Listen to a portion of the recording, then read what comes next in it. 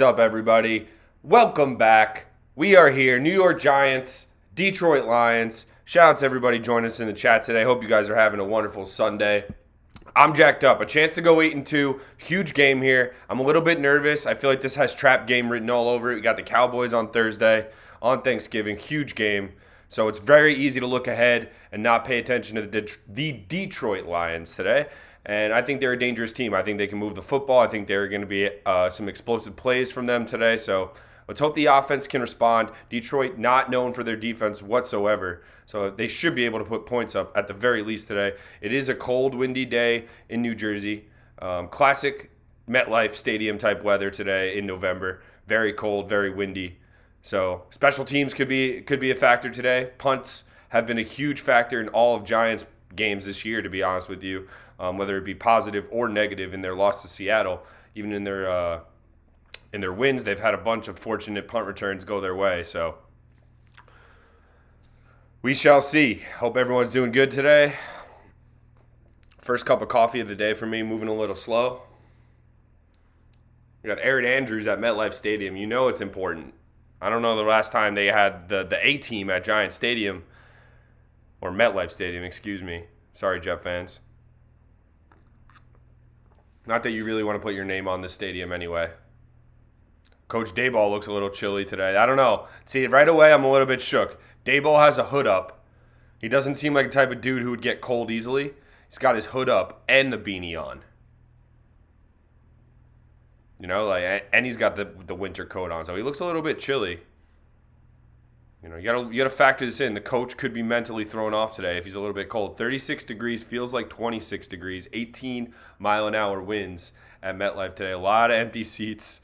I mean, New Yorkers are smart, right? I mean, we just don't want to pay a lot of money to freeze our asses off anymore. Like, it's tough. It's tough. I want to get myself to some of these games, but it's just like, it's so cold.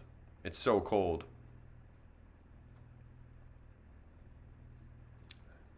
Looks like the Giants will be getting the ball first. Dan Campbell, that crazy bastard, he's got me a little bit shook today. He's not cold. He's not going with the beanie and the hood like Dayball.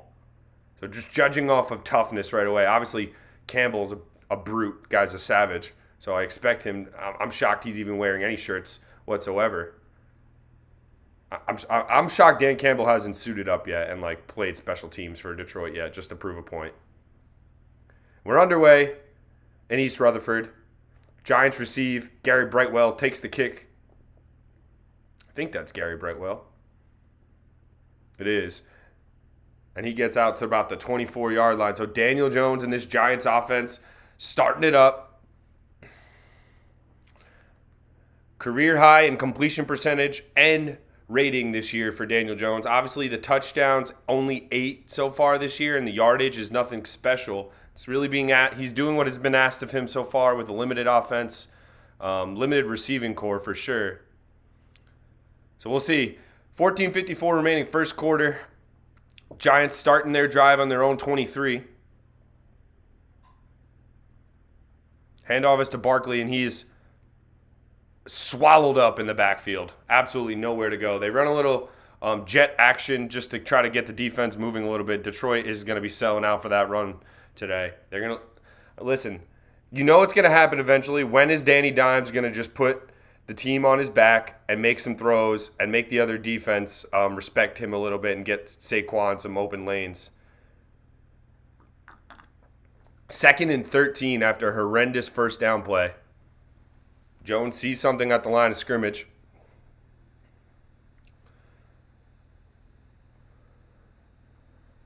Jones drops back to pass, slings it out wide to Saquon Barkley, who makes the catch and gets tackled out of bounds after about 6 or 7. So check down from Jones. Good throw. Completes it to Barkley, and they'll get a chunk back. So it'll be 3rd and manageable now. They're going no huddle here. 3rd and 7. Jones in the shotgun.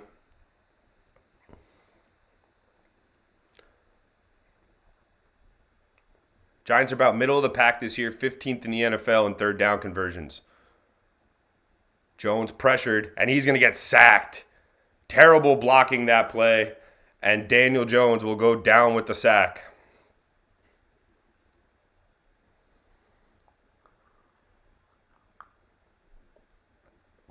Let's see. Shane Lemieux absolutely gets destroyed on his first drive. Just gets beat one-on-one by number 54 from Detroit.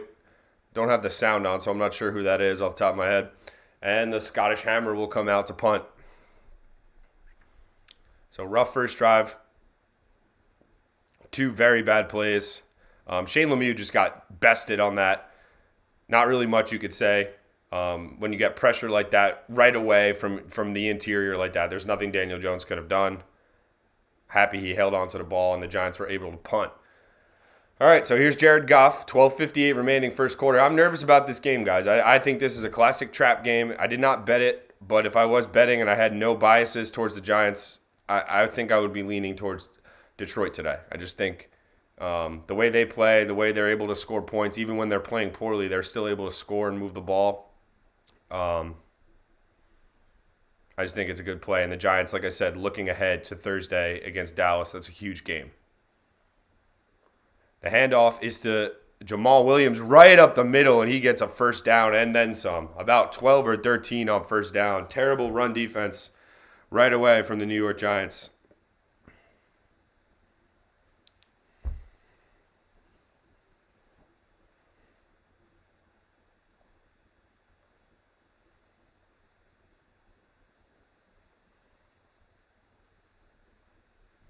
Need to see something better to start the game. I mean, Detroit absolutely dominant first 4 or 5 plays of the game. That being said, it is cold and windy. I think Jared Goff has a mistake in him today. Goff drops back, gets some pressure in his face. Leonard Williams bull rushes. Jared Goff will just throw it away. Good coverage downfield. However, Leonard Williams just absolutely annihilated the guard there. Whoever was the guard for the Detroit Lions just got pancaked, put on his back by Leonard Williams. But still, Jared Goff had enough time to watch that development happen in front of him and get out of harm's way and throw it out of bounds. So 2nd and 10.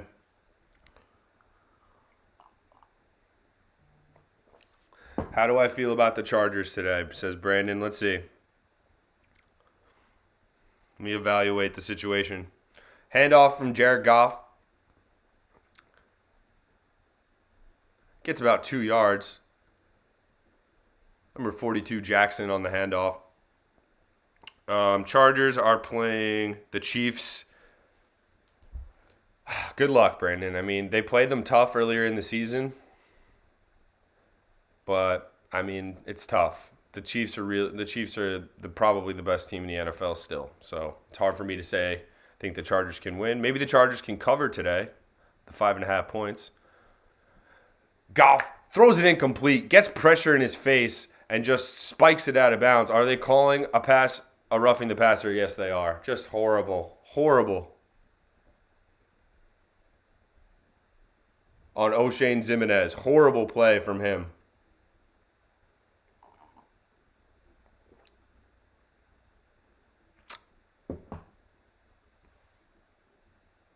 Very soft. Jared Goff flops to the ground, buys the flag. And that's what just can't happen. If you want to win football games, just can't happen. You're giving up 3rd down. There's no way that gets completed if O'Shane Ximines does anything whatsoever on that play. He doesn't have to touch Jared Goff, doesn't have to get near him, just has to run and look intimidating. And that would have been incomplete. But now Detroit gets a new set of downs in Giants territory, 1st and 10. Goff hands it off to Jamal Williams. He'll fall forward for about 4.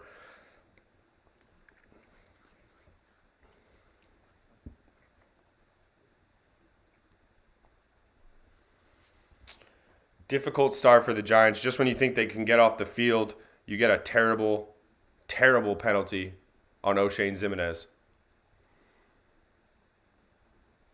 Yeah, that's big. If Allen and Williams are back, I think you guys can definitely make it a fun, competitive game.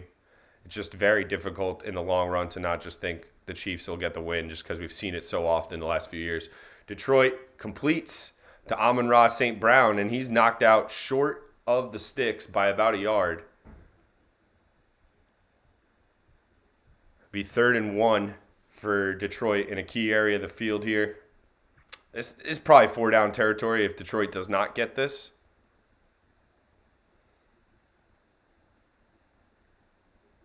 Very rough start for the Giants. Two horrible plays on offense from Shane Lemieux. The offensive line did not look good in that first drive. Sneak from Jared Goff, and he'll convert the first down.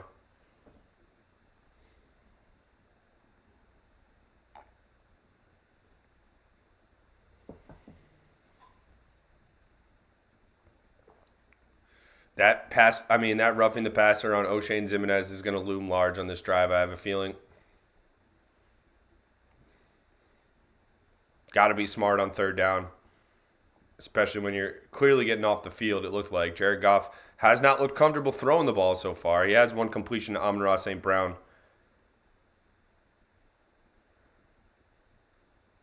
Play action. Giants sold out for the run, and they'll hit the tight end. Wright makes the catch for Detroit, and it's a nice gain. And Detroit will move the sticks yet again. Marching down the field. Micah McFadden in coverage. The play action just has him leaning the wrong direction.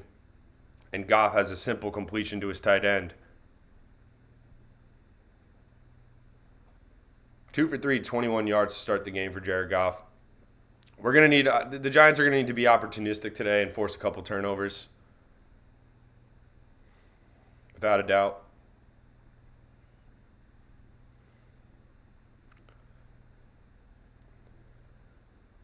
Handoff is to Jamal. Oh, that was DeAndre Swift. So 3 running backs used on this drive from the Detroit Lions. That time, Swift is swallowed up by big cat Leonard Williams. It looks like Leonard Williams has a decent matchup on the inside. Look for him to have a big game, but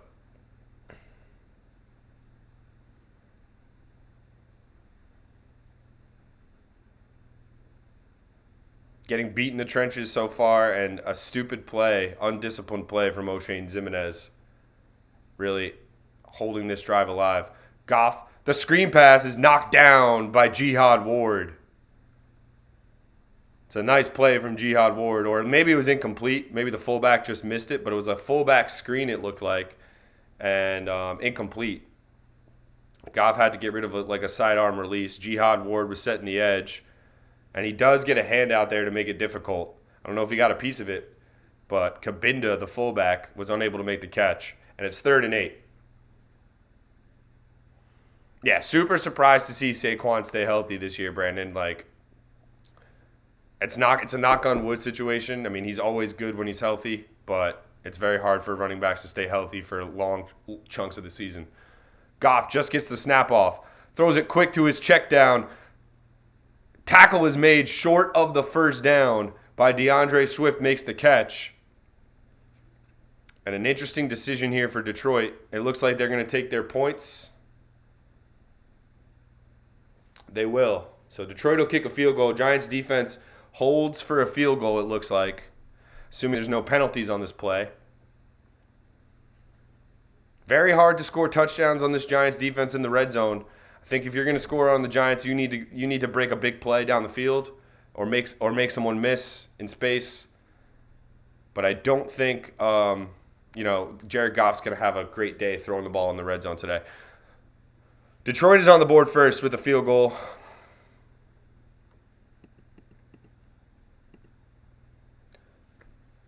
All things considered, you take that if you're a Giants fan because Jared Goff, O'Shane Ximines with the personal foul, roughing the passer penalty on 3rd down, really made it difficult. Really made it difficult for the Giants on that drive because they should have got off the field and gotten some decent field position. Instead, Detroit's able to get some first downs, and they kick a field goal. Flipping over to Jets-Patriots, which is probably game of the day if you're really looking at it. The Jets, as good a chance as they'll ever have to win in New England as far as I'm concerned today.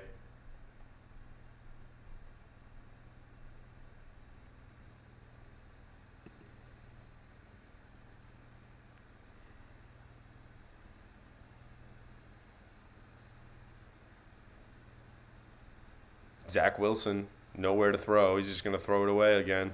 Zach Wilson is the GOAT at throwaways. Hey, at least they programmed him to do that instead of taking sacks like my boy Danny. But, that drive, people will get upset. Yes, facts, Brandon. They're changing the turf. This is big news. If you haven't heard this as a Giants fan, um, huge news. They're changing the turf to artificial grass or something like that in 2023 at MetLife Stadium, which is huge, huge news. Also huge news, I believe, as of this morning, Odell Beckham Jr. has narrowed his team search down to the Dallas Cowboys and the New York Football Giants. Of course he has. Those two teams. Let's be honest, guys. He's going to Dallas. He's going to go to Dallas.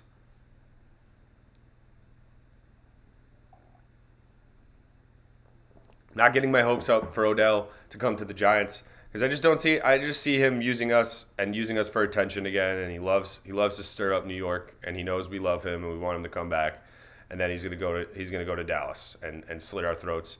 The only good news is, unless we play the Cowboys somewhere in the playoffs down the line or something like that, he won't be playing on Thursday on Thanksgiving for either team. So he won't have an impact on that game.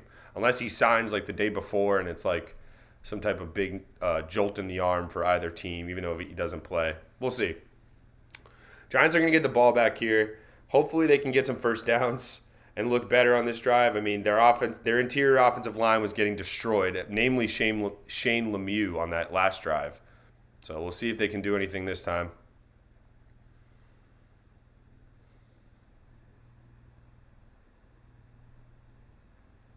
Gary Brightwell returns the kick and takes it for a touchback.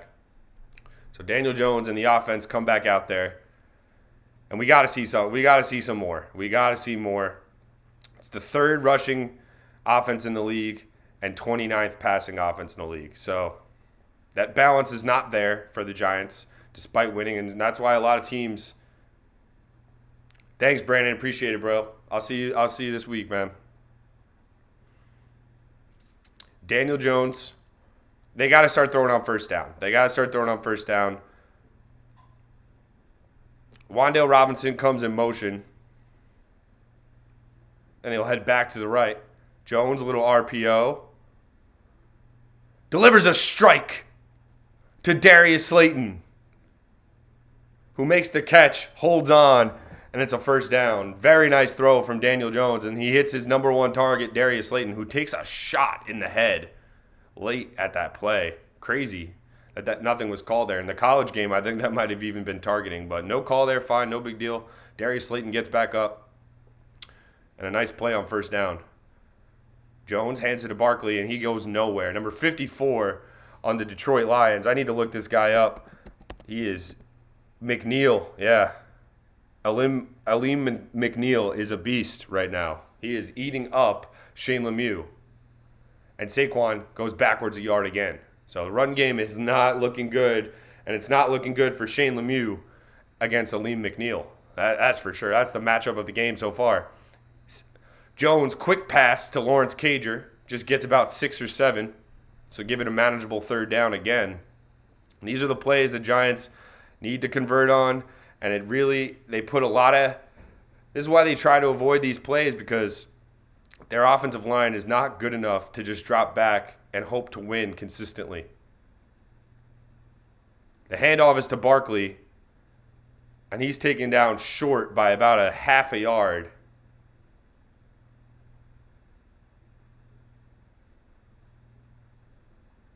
Giants are going to go for it here.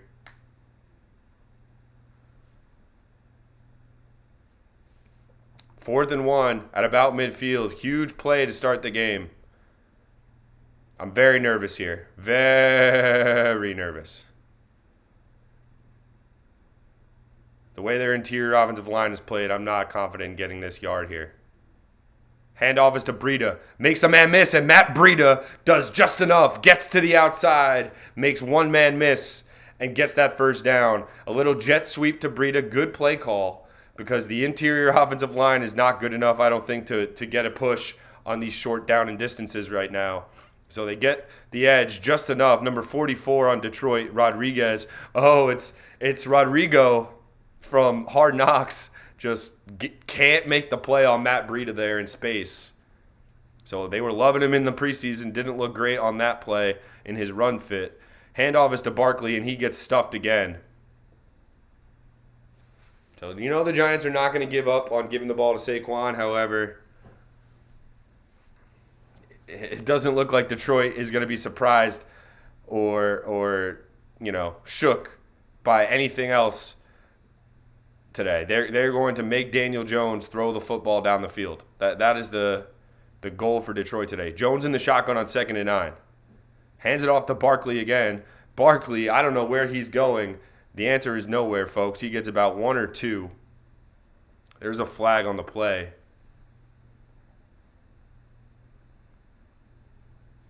It's probably a hold on the Giants.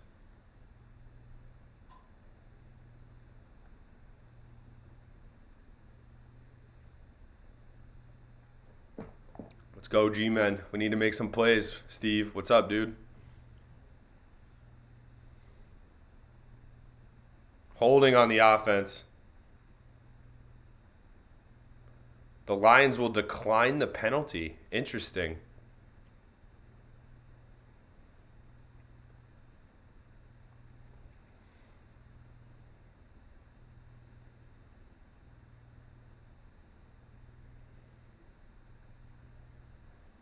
Big 3rd down here. The Lions declined the penalty, which would have made it 2nd and 18 and put the Giants well out of field goal range. I don't think they're in field goal range right now, but interesting decision from Dan Campbell.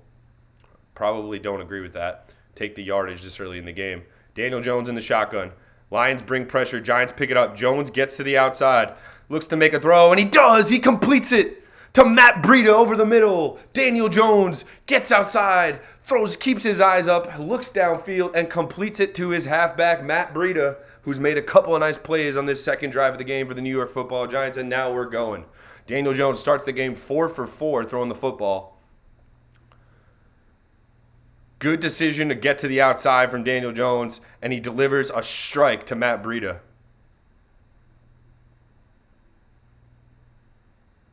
Perfect spiral from DJ. And now the Giants well within field goal range now for Graham Gano.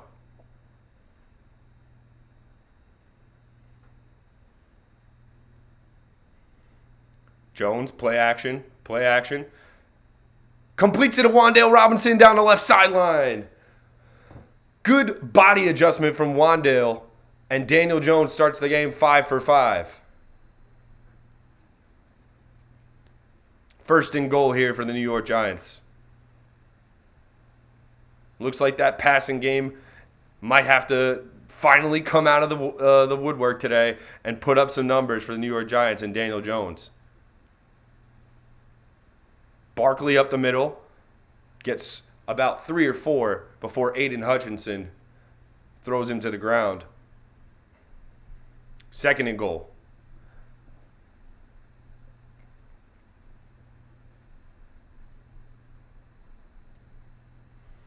Be a good opportunity soon for Daniel Jones to run one of those keepers. Jones keeps it himself right as I say it. Jones gets in the end zone. A quarterback run. And Daniel Jones gets to the outside and finishes it off the beautiful drive. One of the best drives of the year for Daniel Jones, no doubt about it. And Daniel Jones rushing touchdown to start the scoring for the New York Giants. Excellent response to the Detroit Lions scoring on their first drive. Let's go, baby. DJ looking great today so far. Answers after a rough first drive, answers with points. Quarterback, I literally should be an offensive coordinator. I said Daniel Jones run play in the red zone needs to happen here. And what happens very next 2 seconds later, Daniel Jones just walks it into the end zone. Let's go. Waiting for Graham Gano to tack on the extra point before we put the points on the board. Here's Graham Gano. And he missed the extra point. I don't know if it got blocked. I don't know what happened.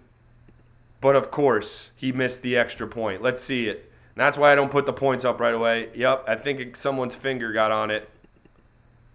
And there's a point left on the board. Nevertheless, Giants get a touchdown. The offense looked tremendous on that drive, throwing the football. Not really much so running it. Not many productive running plays. However, Matt Breida on 4th and 1 was a huge play. They run the little jet sweep outside, and Breida makes one man miss in space. Rodrigo from Hard Knocks.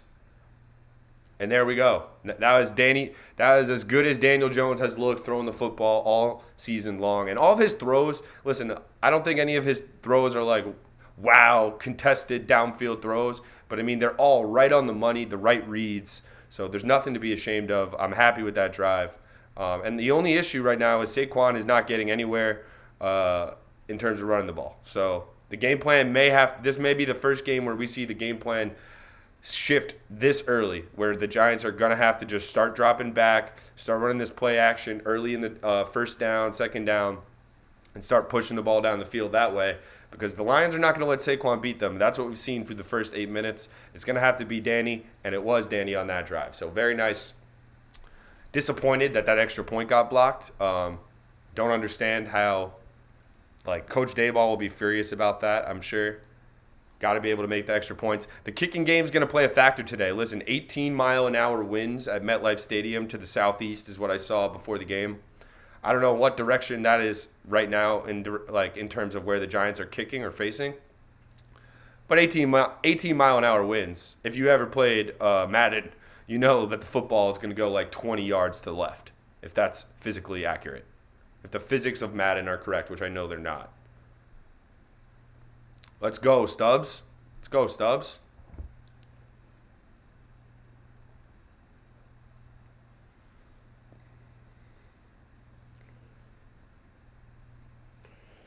Yeah, so guys, this is a big discussion for me on the channel. I am going to stream the Giants-Cowboys game some way or another. I'm going to be home with the family at my parents' house. However, I can't miss out on probably the biggest regular season game of the year for the Giants. So I will either at least be doing the second half of that game, if not the whole thing, and isolating myself and alienating myself and my family, probably despising me or wondering why I came home at all. So that's what I'll be doing. But at the end of the day, it has to be done. I mean, it's Giants-Cowboys, Thanksgiving, probably the most relevant Giants-Cowboys regular season game in a long, since Eli's heyday, since Tony Romo's heyday. So it's been a long time since I've been this jacked up for a Giants-Cowboy game. That being said, we got a lot of work to do here against Detroit. Detroit was moving the football, and the Giants just left the point on the board for the extra point. I don't know if that was blocked, missed.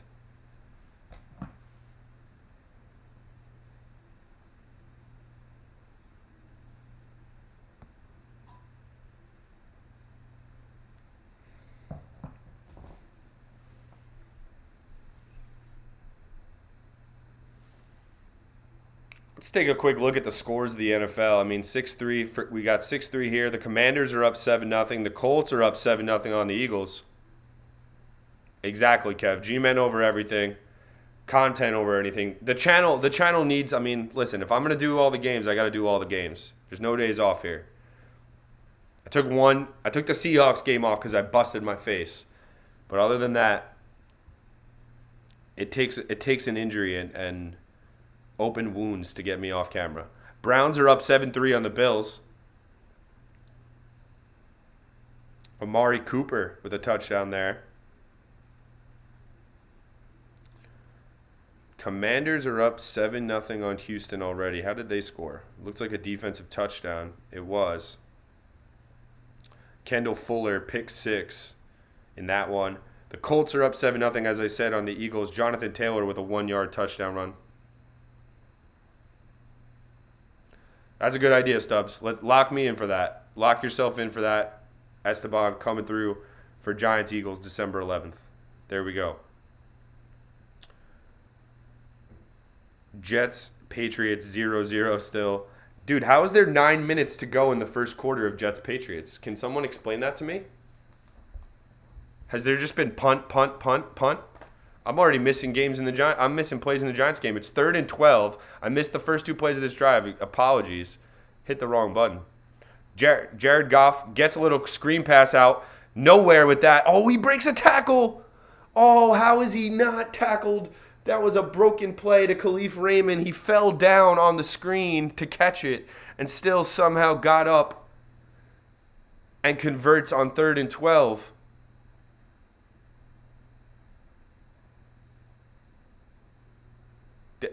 Just poor tackling from Julian Love there.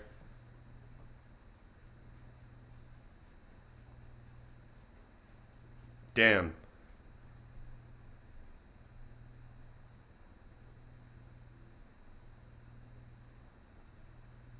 Got a banged up offensive lineman for the Lions. Evan Brown out of SMU is hurt.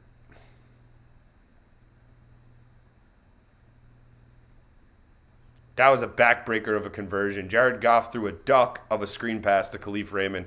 Khalif Raymond had to lay out on all fours to grab it, and the Giants just couldn't rally to the ball quick enough and touch him down before he got up and was able to get the 14, 15-yard gain for a first down. 1st and 10, Detroit has it on their own, about 41, 42-yard line. Goff under center. Play action. Giants send pressure, and Goff is incomplete. He misses his receiver, Khalif Raymond. The Giants sent heat. Jalen Smith was coming through the middle, and Jared Goff just wanted to get rid of it. Micah McFadden, they sent both interior linebackers through the A gap there. Micah McFadden kind of acts as like a lead blocker, takes out a blocker from Detroit, and then Jalen Smith had a free run at Jared Goff, and Jared Goff just threw it into some space, but missed his receiver by about 10 feet. Had his guy open. Khalif Raymond was open if Jared Goff was able to hang in there for a second. 2nd and 10.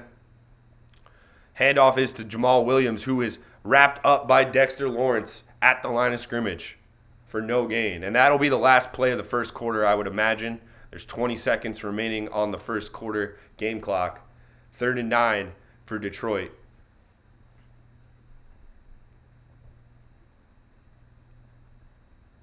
Dexter Lawrence shed that block of Frank Ragnow so beautifully there. Goff maybe wants to run a play here. He's not going to. That's the end of the first quarter. The Giants leading 6-3 on a Daniel Jones touchdown run in the red zone. Daniel Jones yet to throw an incomplete pass so far in this game. That being said, the missed extra point and the first drive, not great. Defense is giving up some yardage. That being said, Jared Goff doesn't look like he's going to destroy us today. I don't see it happening. If the Giants start wrapping up and making tackles instead of just, there's been a little bit too much yards after catch for Detroit so far, to my liking. But other than that, very solid first quarter for the New York Giants. Would have liked to have seen them be able to convert an extra point, but hey, can't have everything you want in this world. How is there 8 minutes remaining? How is there 8 minutes remaining in the first quarter for the Jets and the Patriots? Did they start at the right time? Was this delayed? What's going on here? Can someone explain this to me? Someone who's not locked into one game as much as I am right now and is able to dabble. What is the deal? Has there been 15 injuries? Has there been no offense and all punts? What's going on here? The Giants' first quarter is over, and there's 8 minutes left in New England, New York Jets. So what's going on there? Slowest first quarter in the history of the NFL going on in New England.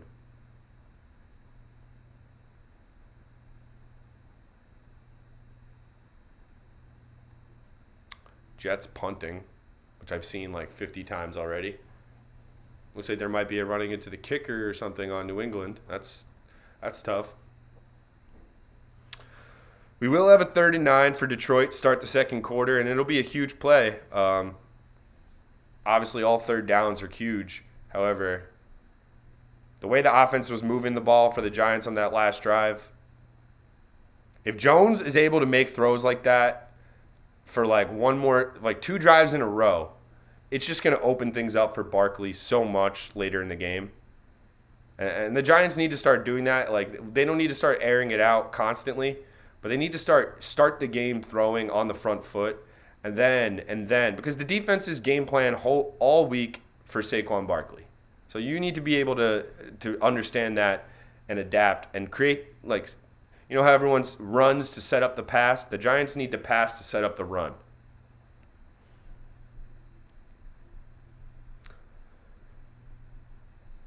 Huge 3rd down here. 3rd and 9. Start the second quarter.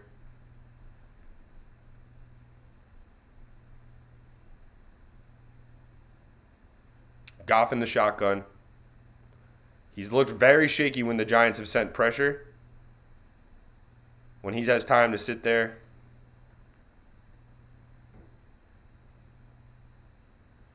Goff drops back. Keeps it himself. Wow. What a play from Jared Goff. Did not see that coming. There is a flag on the play.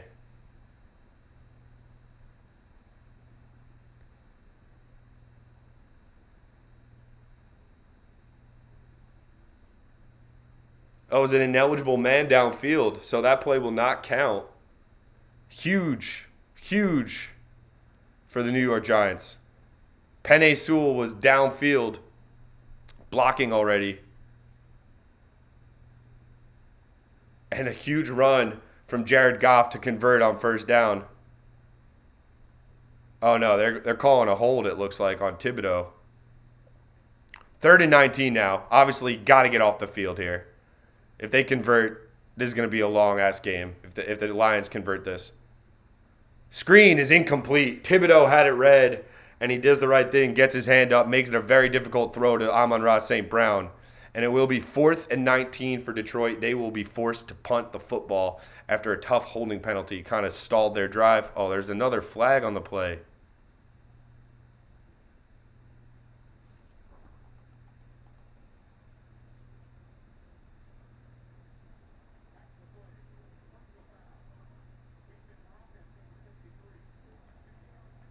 Wow.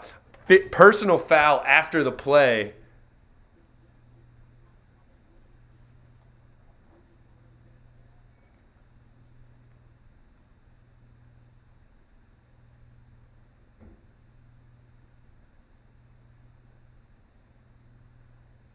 It was a hold on Penei Sewell on O'Shane Ximines. They did not call it on Thibodeau.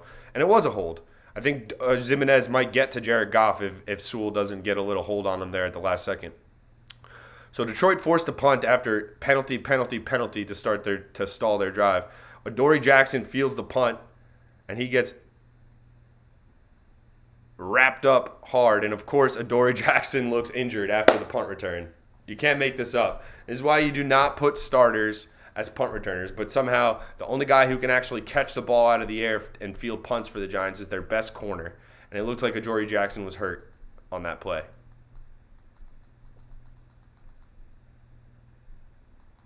Don't like that whatsoever.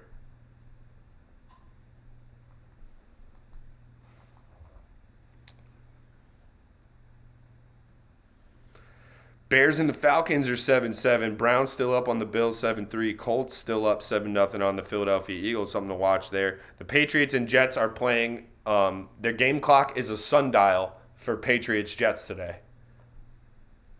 The game clock is not moving in that game whatsoever. The Rams are up 7-3. And Commanders are up 7-0. So pretty boring start to the game, to the slate so far. Nothing really big going on. However, something to note, if Adoree Jackson's injured, that's going to be a problem for the Giants. He did not look comfortable after that punt return. And the Giants might need to start just letting the punts bounce at a certain point.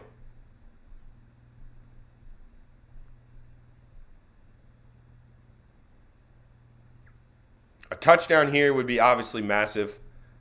The Giants scoring 2 drives in a row is just electric every time it happens. It's like a solar eclipse. It never happens, but when it does, we remember it. We go out. We tell our friends that we saw it, and that's what's happening if the Giants score a touchdown on this drive. I'm not getting Stubbs. I can't. I said this earlier. I cannot get excited for Odell until it happens. I think he's setting us up for failure. I think he's using our notoriety and the Cowboy notoriety. I mean, like, he's going to go to the Dallas Cowboys. I don't see it happening. If he comes back, I'm pumped, and I'll probably release a video of how excited I am when that happens. But the fact that it's us or Dallas, I'm not setting myself up for that type of failure. If it was us and, like, the Rams or the Niners or Chargers, whatever, no big deal. But he's like dangling the carrot in front of us and also saying I might go to your arch rival. I'm sorry, what? And Adoree Jackson going to the blue medical tent for either his ankle twisted for sure. So Dory Jackson's out for the game. Awesome. No doubt about it. He's not going to play today. 14-13 remaining second quarter. 1st and 10. New York Giants have it at their own 27-yard line. The pitch is to Barkley, who has nowhere to go. Aiden Hutchinson wraps him up, but Barkley does fall forward for about a 2 to 3 yard gain.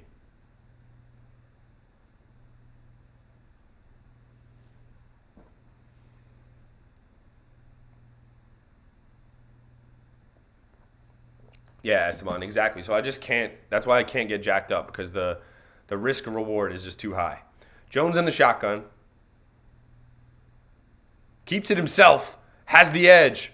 Daniel Jones gets a first down with his legs and runs out of bounds without taking a hit. Huge, huge play.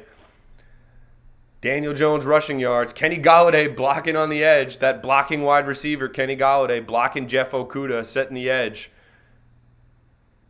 It's actually Lawrence Cager blocking Jeff Okudah, but Golladay does set up the edge. Aiden Hutchinson not disciplined on that play, not ready for Danny Dimes to scoot with his legs. And the Giants pick up a first down. Handoff is to Barkley. He hurdles for about 2 yards. Nothing going for Saquon so far.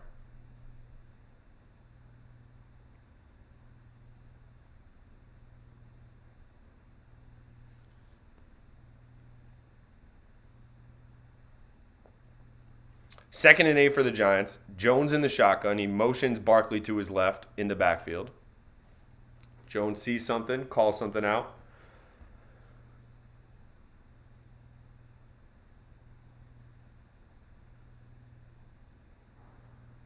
Jones completes to Isaiah Hodgins. There is a flag. The referees just don't stop. The referees just don't stop.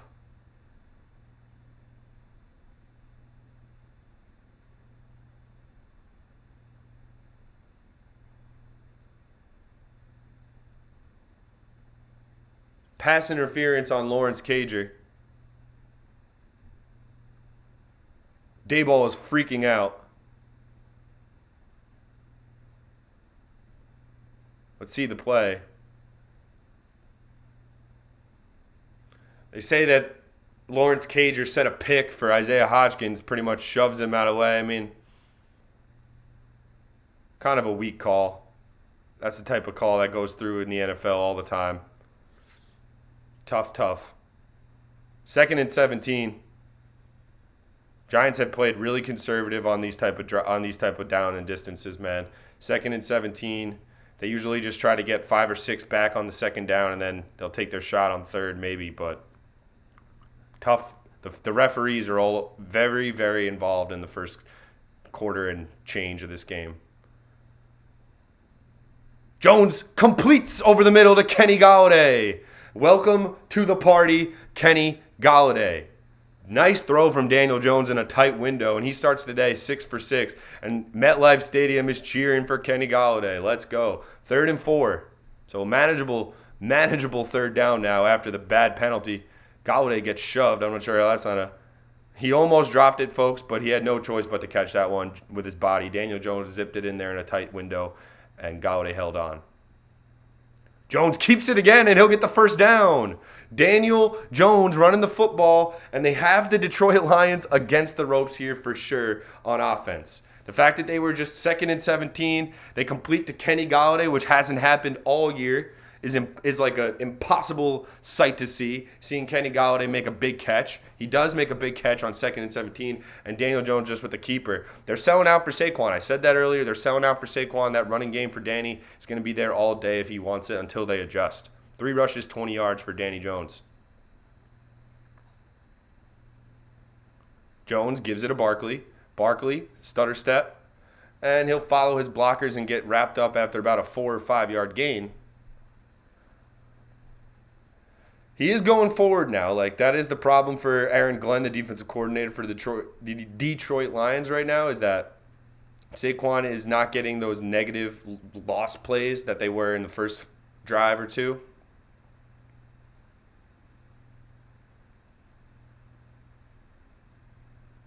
Second and 6, Giants in Detroit Lions territory now.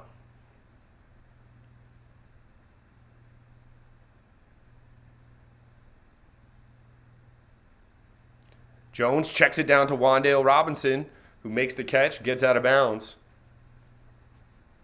Short of the first down, however, is a nice little decision from Jones there. The rollout, the bootleg, and he just dumps it down to his wide receiver, Wan'Dale, who gets close to the first down.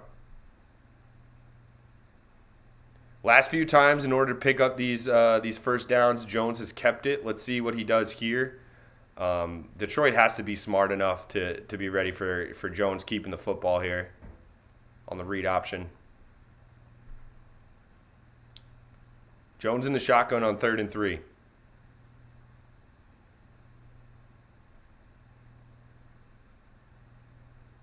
He completes to number 18, Isaiah Hodgkins, and there's another flag. Oh, my God.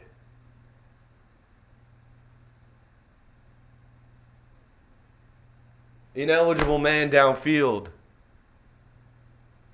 The referees have not stopped this game. It's unbelievable. That's pissing me off. Both sides, some really whack calls.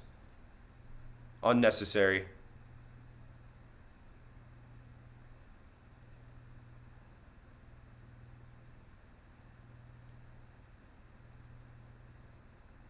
Third and 8 now, out of field goal range.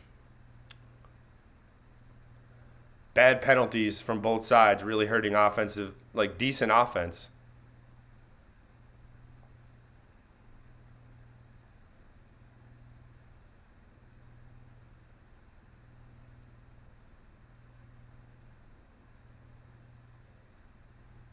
Daniel Jones will just throw it out of bounds on 3rd and 8. Penalties killing the Giants.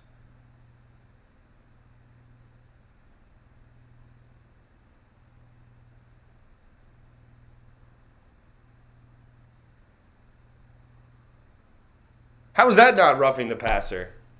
What the hell? These referees stink. Giants are going to punt now on 4th and 8. Terrible, ineligible man downfield penalty. Two good throws negated by penalties on that drive. Fair catch called for at about the 6 or 7 for Detroit, and that's where they'll start their offense. Tough to not get points for the Giants there. The penalties got to stop. They got to clean them up. They look fine everywhere else. Jones is throwing the ball really well.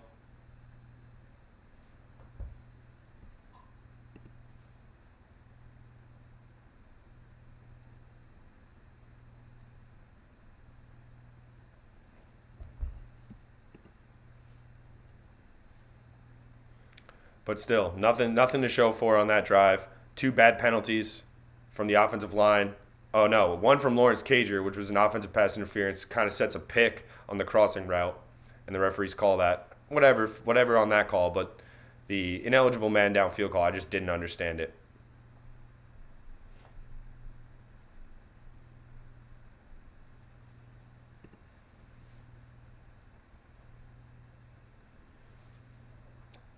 I wonder if the Giants are the Jets even out of the first quarter yet? No, they are not. There's 1 minute 38 seconds left in Jets-Patriots. Jets-Patriots under. This game might finish 3-0, honestly, Jets-Patriots.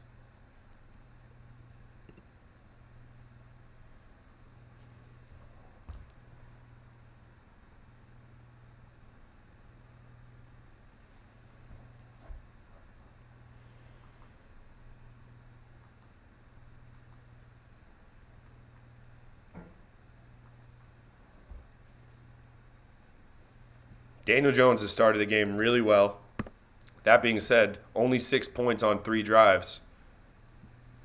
I mean, he can't kick it, so it should be 7 points, but he started 7 of 8, 83 yards passing, 3 carries, 19 yards, and a touchdown. He's taken 1 sack. Receiving-wise, he's spread it around. 6 different receivers to start the game. Wan'Dale Robinson, the only guy with more than 1 reception so far. So definitely spreading it around is Daniel Jones. Giants have led in time of possession, it feels like, at least. Jared Goff's going to make a mistake in this one, too, if you give him enough time. Has Goff thrown a bunch of picks this year? Yeah, he's thrown 7 picks, 15 touchdowns.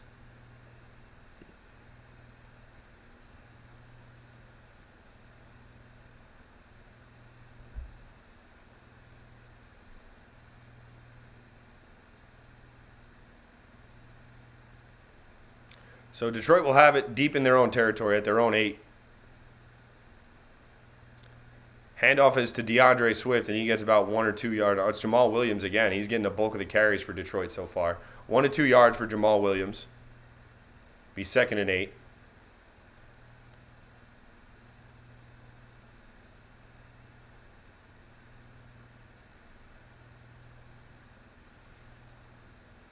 Would love a turnover in this area of the field, obviously. Give us a gift. We need teams like this to give us gifts. Goff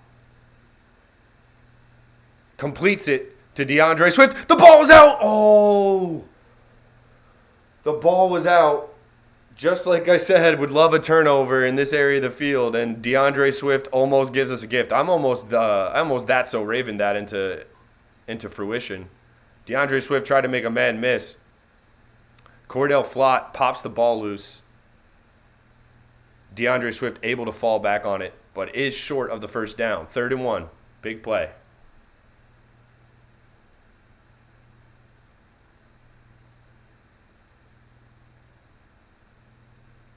The handoff is to Swift to the outside, and he's stuffed by Darnay Holmes. What a play. Darnay Holmes is shaking up on the play. He might have a concussion as well. No, he's okay. What a play from Darnay Holmes in the Giants defense. There is no choice but Detroit to punt this now in their own territory. They run a pitch or an outside handoff sweep to DeAndre Swift, and he just stopped his feet, and the Giants defense, including Darnay Holmes, met him in the hole for a nice tackle. What a play from Darnay Holmes. Richie James is back to return the punt now for the Giants. After Adoree Jackson was injured, we have a new punt returner, something to watch here. A guy who cost us a game a few weeks ago in Seattle. Let's see what he can do here. He brings this one back. And he does go down with the football in his hands. So that is nice. That's a win in itself. Detroit punts, goes 3 and out. Nice play from Darnay Holmes and the Giants defense to get the ball back. Really, really good defense to start the game. Got to at least get a field goal in this drive. The way Jones is throwing it, let him throw the football, man. Let him throw it. He's making good reads. His only incompletion was a throwaway, and he was waiting to try to get that, to get someone open on that play. So I like the way we're playing. Yeah, huge 3 and out. No time of possession there for Detroit. So just all good things defensively from the New York Giants.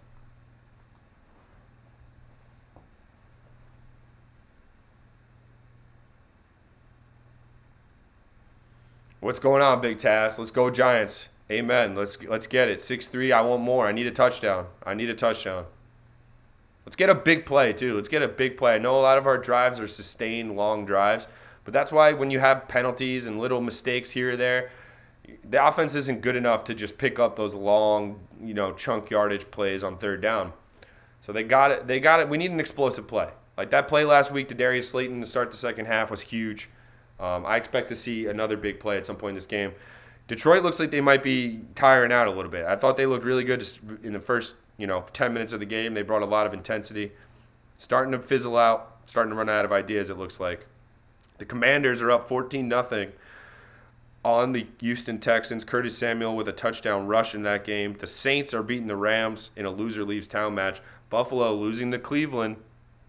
Something to think about there. And the Bears and Falcons are knotted at 7. Jets and Patriots first quarter finally ended. Thank you. That was a 55-minute first quarter in New England.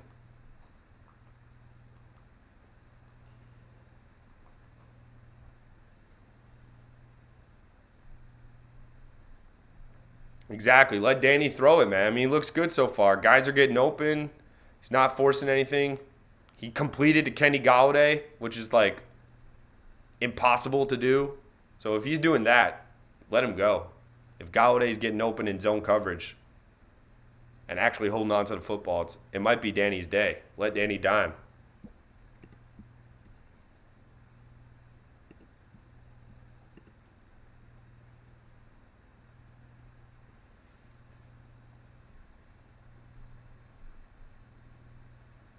They're giving the...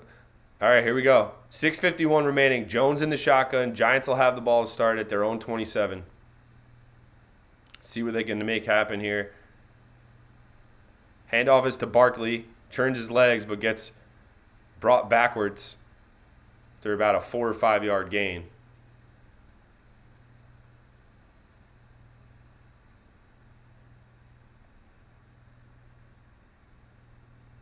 Jeff Okudah is out. Evan Brown is questionable. Tyree Phillips, the backup tackle for the Giants, is questionable, and Adoree Jackson has hurt his knee. So that is not good news with the Adoree Jackson injury. Of course it happened on a punt return. Of course. Oh, it's intercepted. Jones throws a bad interception. Oh, no. Aiden Hutchinson drops back into coverage and gets the interception. Bad throw from Daniel Jones.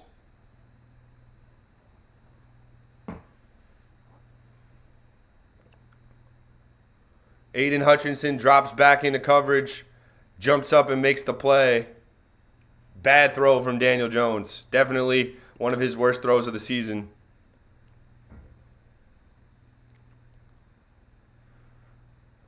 Just doesn't see Aiden Hutchinson getting that deep into coverage from the defensive end. Aiden Hutchinson might be better at coverage than anything else. It's a big play from him, and the Lions will have great field position. That is tough.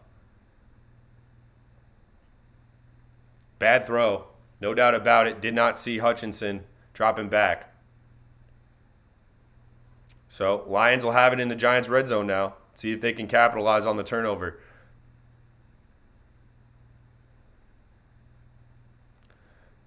Goff completes to number 42, Jackson, who gets, it'll be 1st and goal for Detroit. That is going to be a costly turnover for sure. Terrible throw, terrible decision, bad read. First time we've seen that in a while for Daniel Jones. Aiden Hutchinson makes the play, the rookie, number 2 overall pick.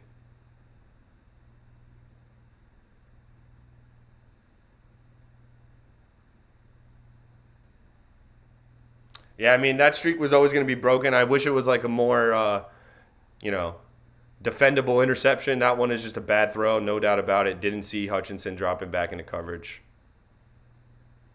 Goff.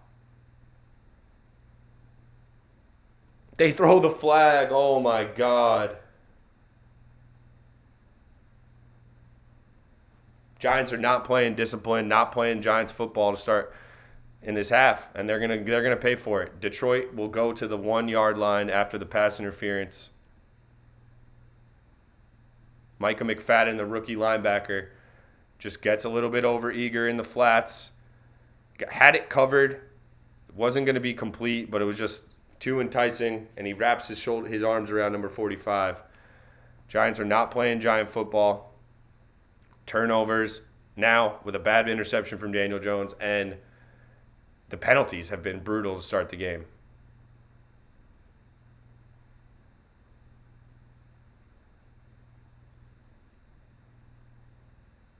They're not on the 1. They are on the 5, the spot of the foul, so there's some room here.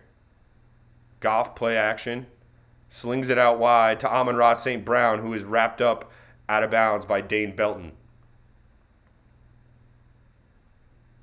2nd and goal for Detroit.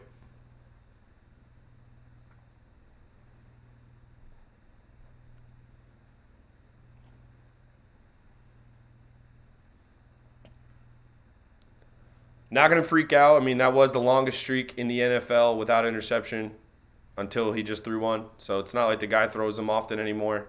Bad read, bad decision. Good play from Aiden Hutchinson. He's a big dude dropping back into coverage. Jamal Williams just lowers his shoulder and gets into the end zone for 6. And Detroit takes the lead.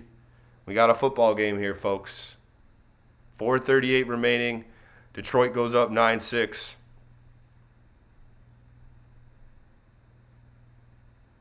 A lot of time for the Giants to respond here, but that interception is tough to deal with. Obviously, you give them the ball in the red zone.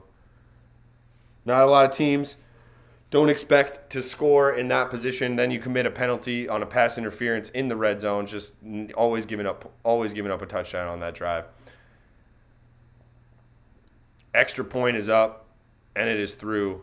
So the Lions take a 10-6 lead, and then we're in a dogfight here. We are in a dogfight. Bad interception. At least the Lions scored quickly. I mean, it's a really nice play from Hutchinson. He's a big dude dropping into coverage, and he got his hands up to make the catch. So it was just an athletic play from Aiden Hutchinson. But still, he did drop back, and it was a tight, like Jones was kind of trying to drop it over him. But Hutchinson has the athleticism to go up there and make that play. So very nice play from him. Probably the best play of his career so far. I know he does have like a couple of big plays so far, but in terms of the game script, he kind of really flipped the game on its edge there. We do have points in New England. The Jets are down 3-0 in that baseball game they're playing in New England. See if the Giants can respond. Let's see if Daniel Jones can respond here to some adversity. One of his worst throws probably his worst throw of the season since week 1. And he did respond in that game against Tennessee when he did throw that interception. So I'd like to see that now. They haven't been able to run the football enough. I mean, Daniel Jones leads them in rushing with 19 yards on 3 carries. Saquon has 10 carries and 18 yards. So clearly that has not been effective. And the Giants do need to figure something out. It cannot just be this run game that Detroit's ready for.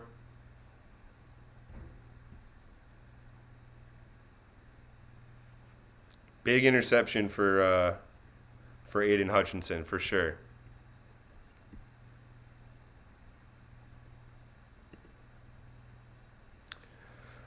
Oh, tough. A lot of game left here. Not going to freak out. 1 possession game, 4:38 remaining second quarter.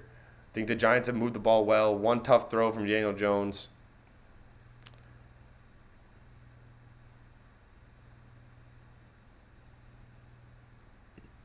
Just clearly didn't see him.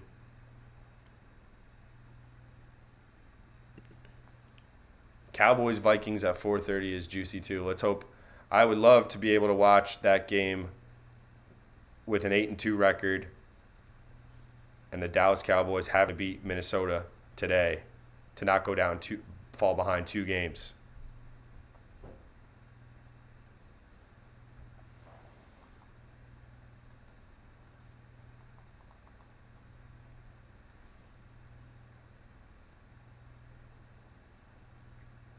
Very bad throw. Bad.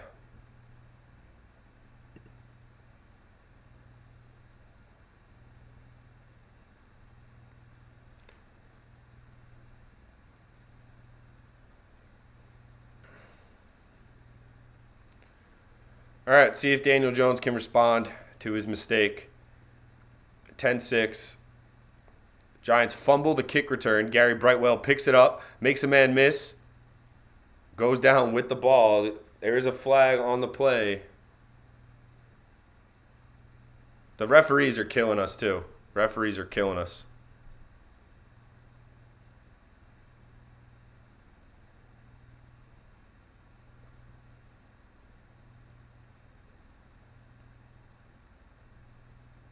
Man down for Detroit after the kick return. Block in the back.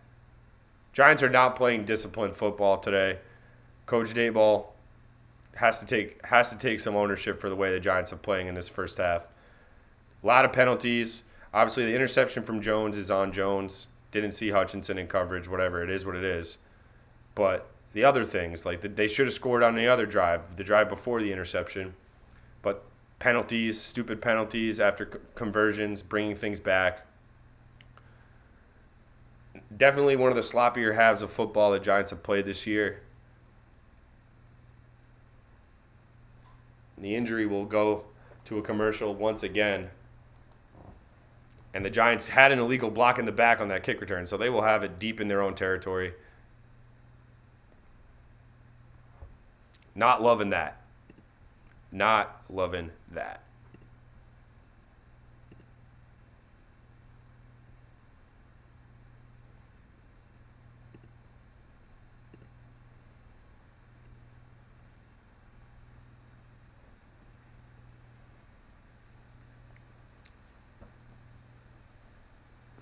Greg Zuerlein coming on for the Jets to try to knot it at 3. Definitely going to be a big game for field goal kickers in New England.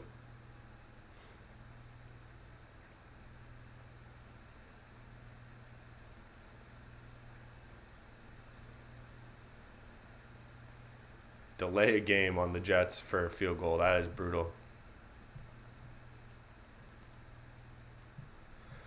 Oh, I'm struggling. I am struggling to get through this first half because that interception hurts. Listen, the interceptions are going to happen. I'm not going to sit around and act like the guy is going to just never throw interceptions. He's allowed to throw one every once in a while. As bad as it sounds, it does happen in the NFL.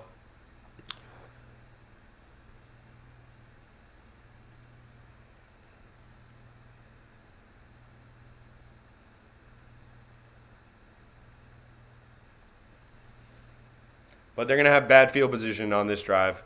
You want to eat some clock at the very least. You can't just give it back to Detroit. Detroit does have it to start the second half as well. So a lot of game left.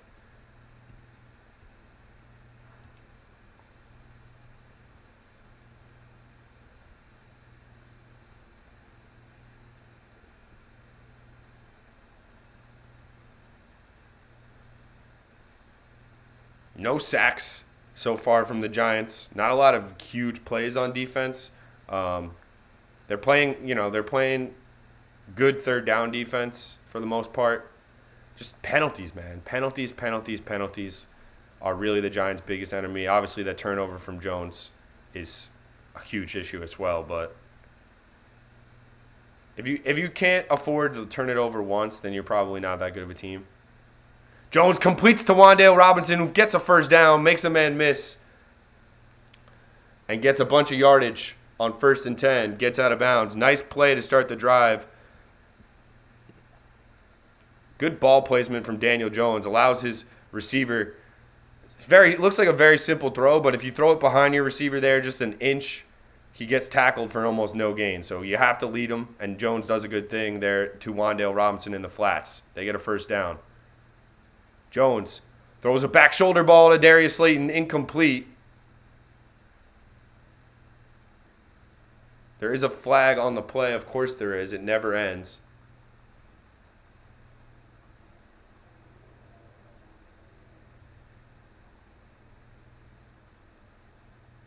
What's the call? Please. These referees have been on the screen all game. I've never seen this official before either. That's a bad sign.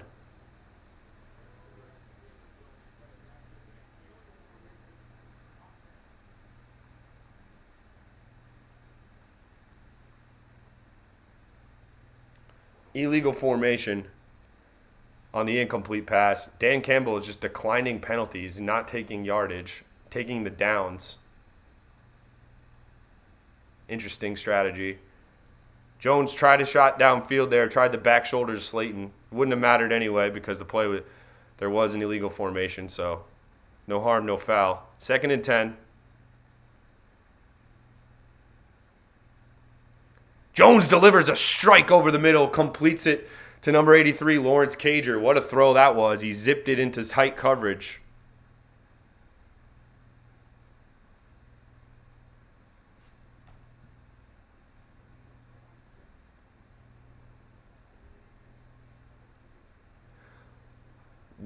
Jet sweep to Wan'Dale.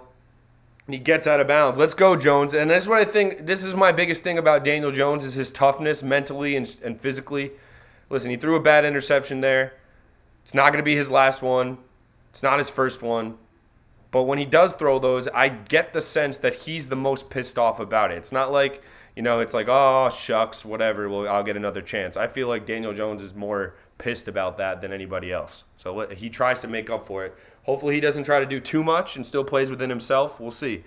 2nd and 6, Giants getting off to a good start throwing the football on this drive. Play action. Jones running, gets out of bounds, gets about 2 yards on 2nd and 6. The bootleg, he was looking for someone to get open in the levels concept there. Nobody was open. 3rd and 5.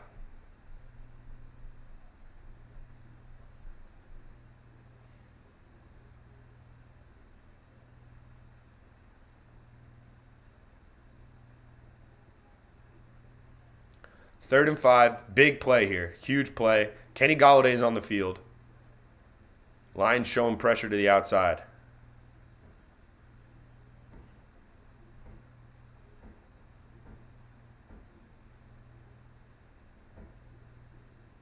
They don't throw the flag on that? Are you kidding? These referees suck.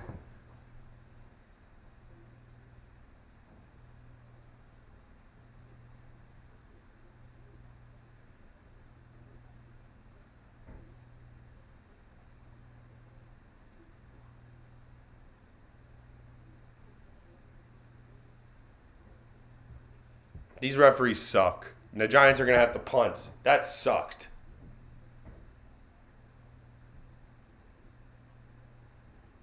I'm pissed. That sucked. And a terrible punt.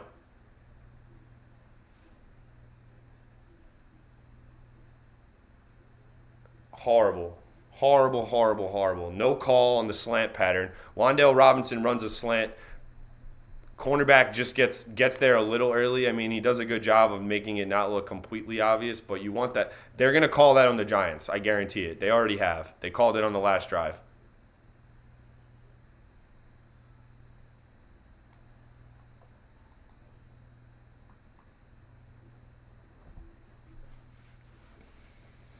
Ugh. Just not piecing it together today, folks. Jones looks okay outside of the interception. Tries to throw a dart over the middle to Wan'Dale on 3rd and 5, and just incomplete. Defender just got his hands around him just early enough, made it look slight enough to not throw the flag. The referees suck in this game. Both ways, they suck.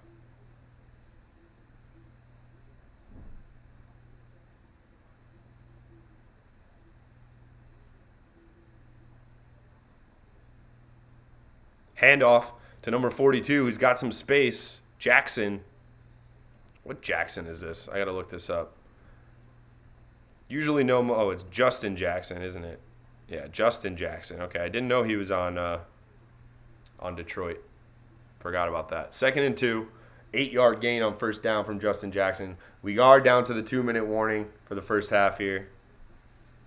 We're going to go to a commercial, the 1,000,000th commercial of the half.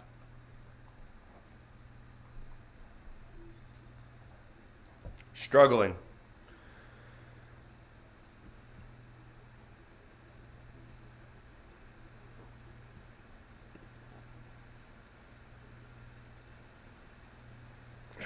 Damn. 17-7 Chicago Bears. Justin Fields has a rushing touchdown. Darnell Mooney has a receiving touchdown.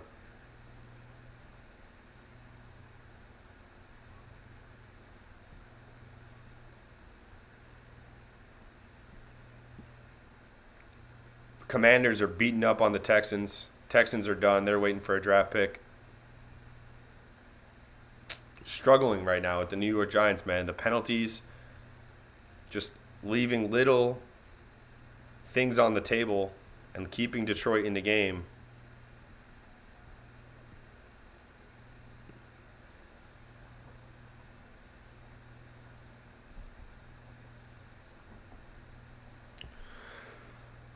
Detroit's going to have the ball to start the second half here, so obviously you can't allow points. You gotta bear down the last 2 minutes. Can't allow them to march down the field 2-minute drill style here.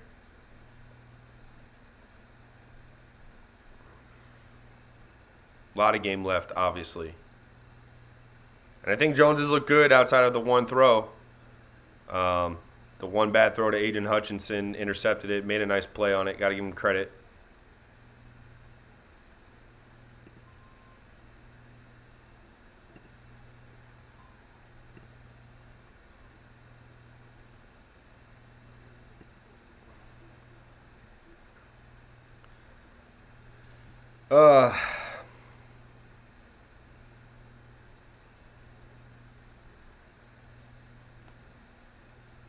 No Adoree Jackson for the remainder of this game as well, and that may play a factor in the coverage down the field. May play a factor in a lot of things.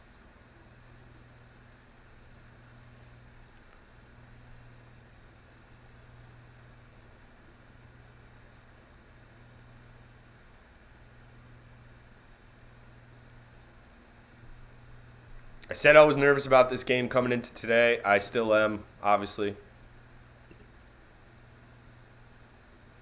Yeah, big task, 100%. Jones looks good, and there's a lot of game left. No reason to panic yet. I get more worried when the team just can't move the ball, and they obviously can move the ball today. One big turnover, no, I mean it is a big deal, but it's not the end of the. It shouldn't end the game in the second quarter. Goff, play action. All day to throw it. Has a wide open Amon-Ra St. Brown, and the Lions are instantly in field goal range. The biggest throw of the game for Jared Goff. Giants are in zone coverage. Micah McFadden doesn't get deep enough.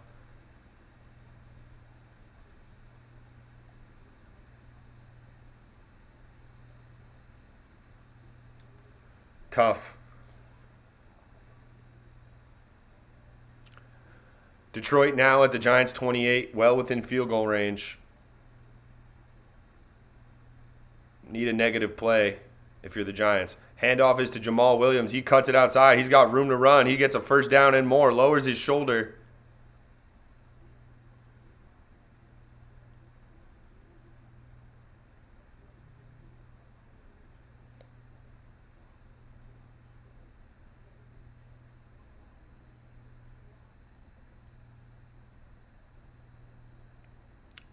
First and 10 for Detroit.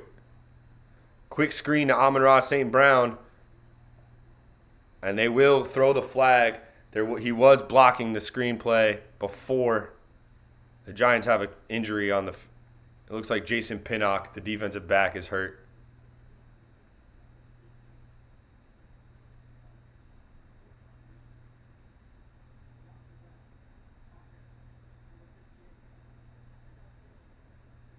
It's a block in the back on Penei Sewell. His second penalty of the game. He was lined up wide as like a screenplay blocker.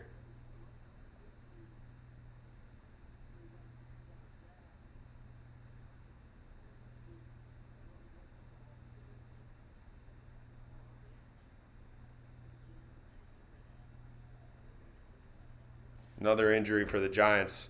Jason Pinnock probably out for the game. Giants are losing a bunch of defensive backs here. Patriots are in the red zone. Big development. Big development in that game.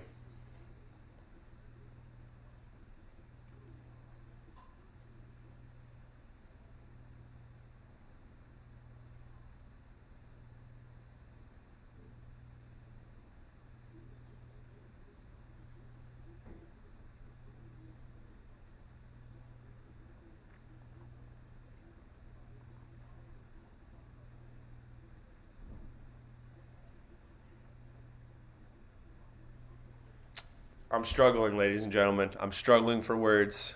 This game is coming to a screeching halt. It's not been a good football game. A lot of injuries piling up for the Giants. Just little plays that haven't gone their way that have cost them the lead. No Saquon Barkley in this first half. Anonymous, 18 yards rushing, 1 catch for 7 yards.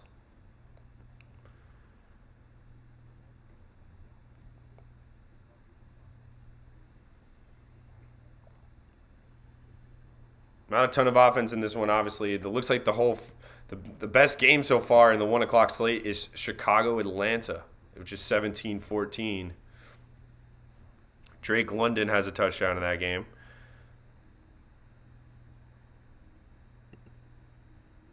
The Rams are looking bad, aren't they?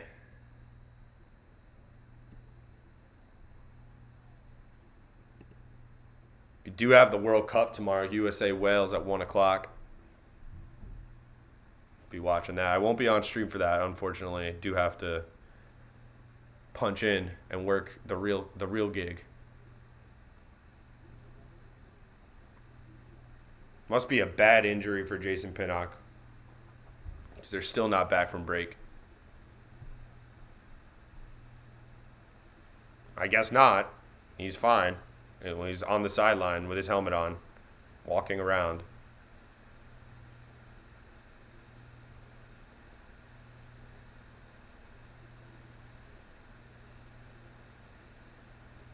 First and 20 after the block in the back for Penei Sewell, who has committed 2 big penalties for the Lions today. Jared Goff's had a decent half, 9 of 13, 90 yards, no turnovers, no touchdowns either.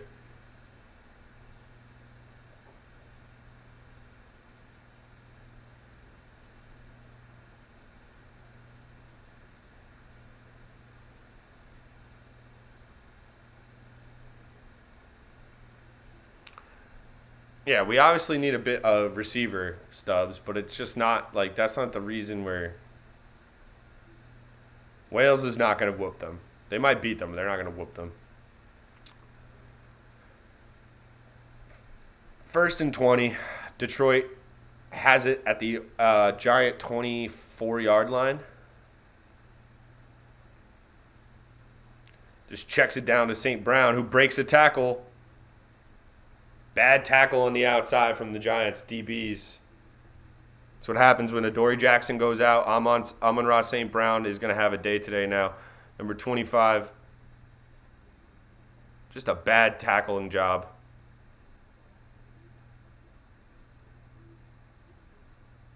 Just horrible DB tackling. 2nd and 5 now. They pick up 15 yards on first down. And they're about 8 yards away from scoring a touchdown here to end the first half. Minute 13 remaining. 52 yards receiving now for St. Brown. Handoff is to Justin Jackson, who was stopped short of the first down.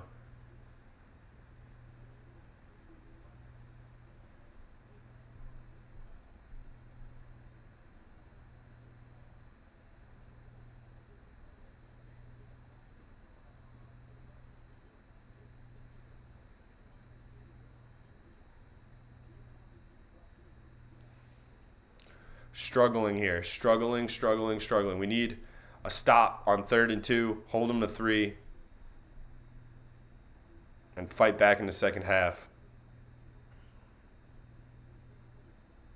Giants burned their second timeout, so they'll have 1 remaining. Trying to, leave some clock for Daniel Jones to move it down the field, hopefully. It's a huge play. I have no confidence they'll get a stop here. I'm sorry. Not enough negative plays being created by the Giants. Just a lot of bending, no breaking.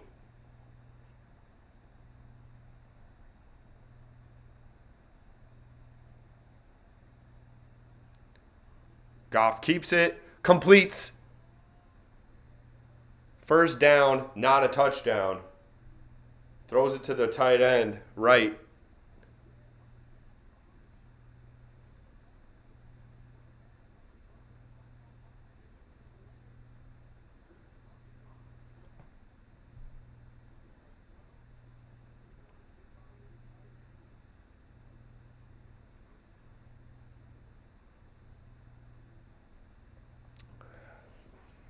First and goal from like the 1 or 2 here for Detroit.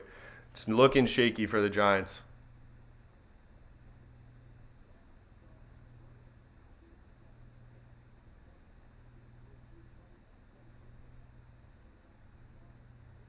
Giants are burning their last timeout. I'm not sure why. 59 seconds remaining. I am going to take a brief intermission at halftime. Use the bathroom, recharge the batteries. This has not been a good half for the Giants whatsoever. 17-6 down. They're moving the ball fine. It's just not sustaining drives, and Detroit is about to punch in their second touchdown. It is a touchdown for Jamal Williams, his second of the game. And the Detroit Lions take a 16-6 lead.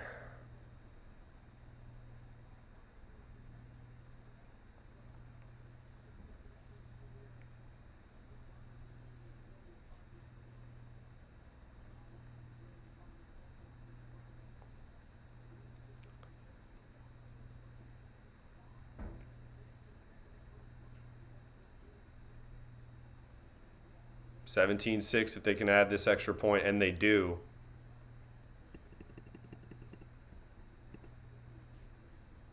Big trouble for the Giants. 54 seconds remaining, no timeouts. I'd be shocked if they do anything with this time remaining. Detroit has the ball to start the second half as well, so it's really starting to get dark. This is going to be a huge test of will the next 60 minutes to 2 hours in this football game. Defense is banged up all over the place now. Personal foul on the Giants. They are just playing so undisciplined.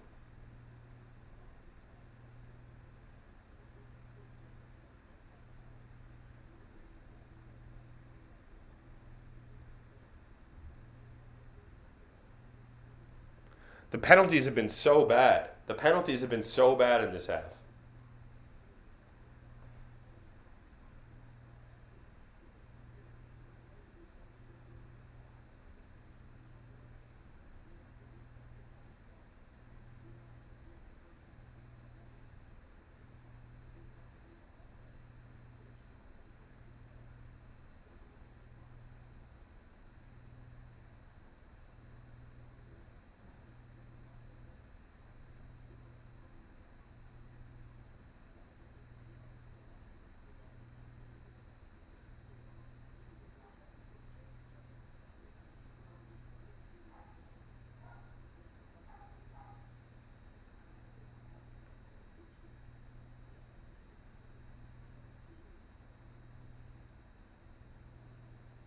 Gary Brightwell running around like a madman back there.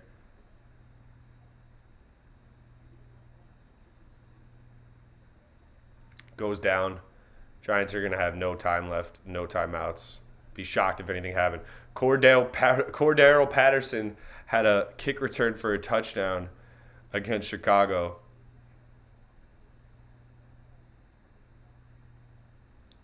That's exciting. 44 seconds remaining. 17-6 Detroit Lions, and they get the ball to start the second half. There's an injury on the kick return. Just everybody getting hurt in this game.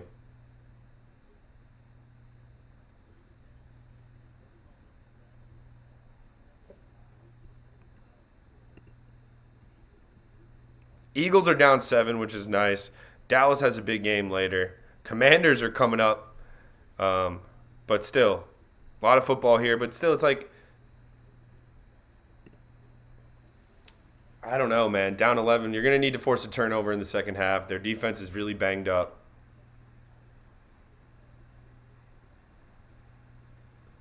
Jones in the shotgun.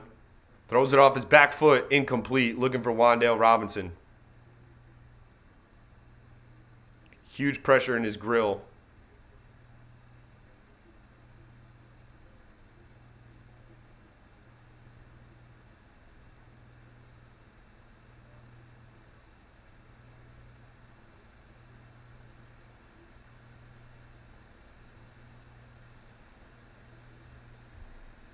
Jones has been pressured quite a bit again today.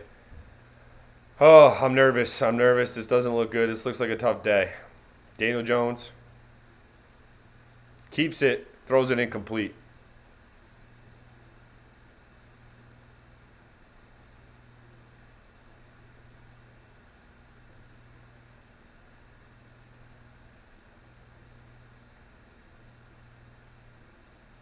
Third and 10. 31 seconds remaining. Detroit does have all 3 timeouts, so you can't just let them get the ball back with any time here and try to force it into a field goal position. So you got to try to earn a first down at the very least. 36 seconds remaining. 3rd and 10 for Daniel Jones. Detroit pinning their ears back. They're getting good pressure on him on third.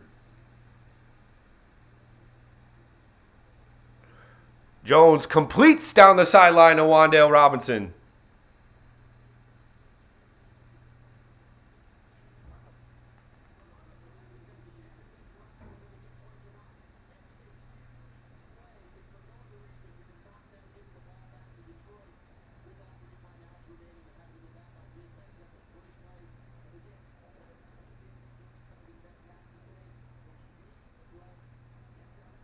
Daniel Jones with a very nice throw rolling to his right there to convert to Wan'Dale Robinson to keep this drive alive.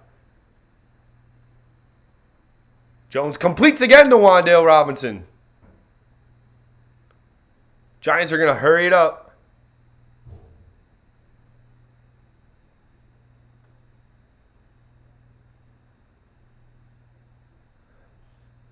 Jones throws it away. 6 seconds remaining in the end of the first half. They hurried up to the line of scrimmage. They have no more timeouts.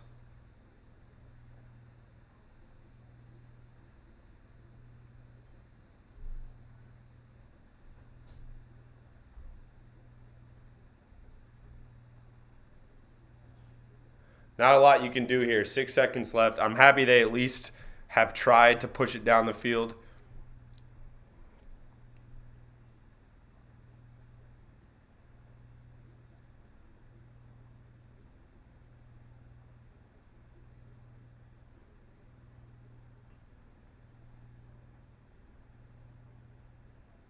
Delay of game.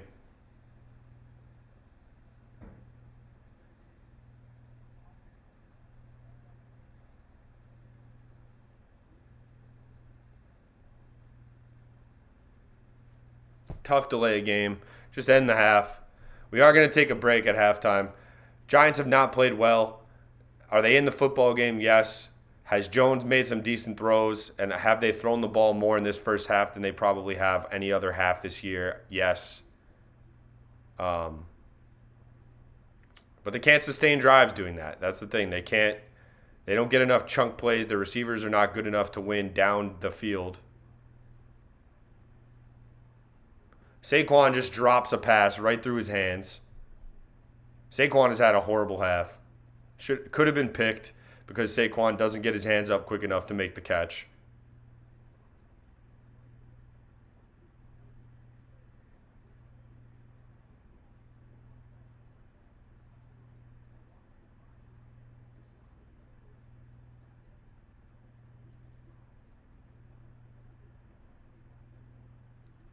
Third and 15, 1 second remaining, thanks to Saquon Barkley just dropping the ball. I would be shocked if the Giants do anything but just hand it off. Nope, they're going to throw it.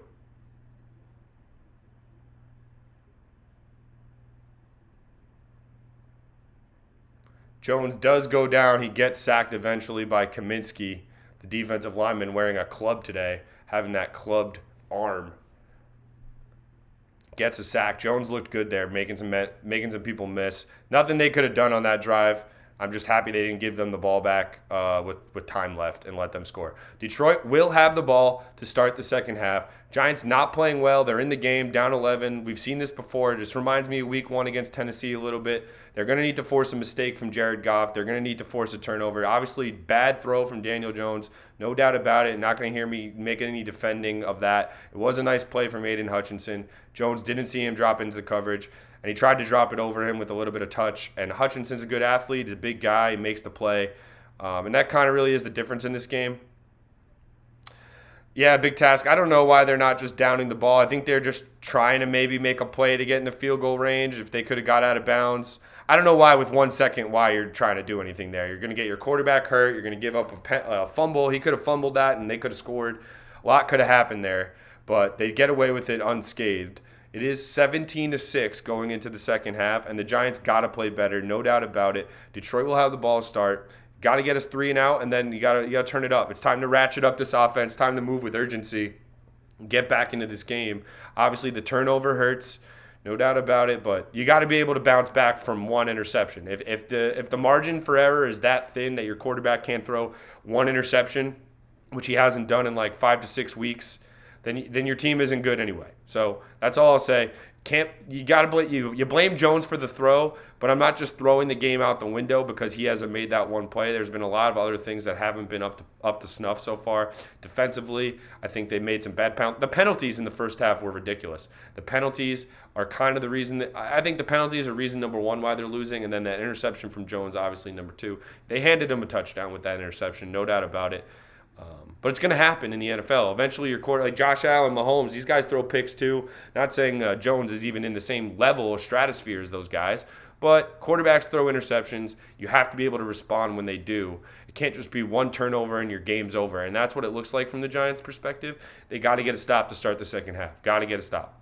So I'm going to take a brief intermission. I will be back for the start of the second half. I appreciate you guys hanging out with me. I really do. And we will be back soon. Okay, so hang tight.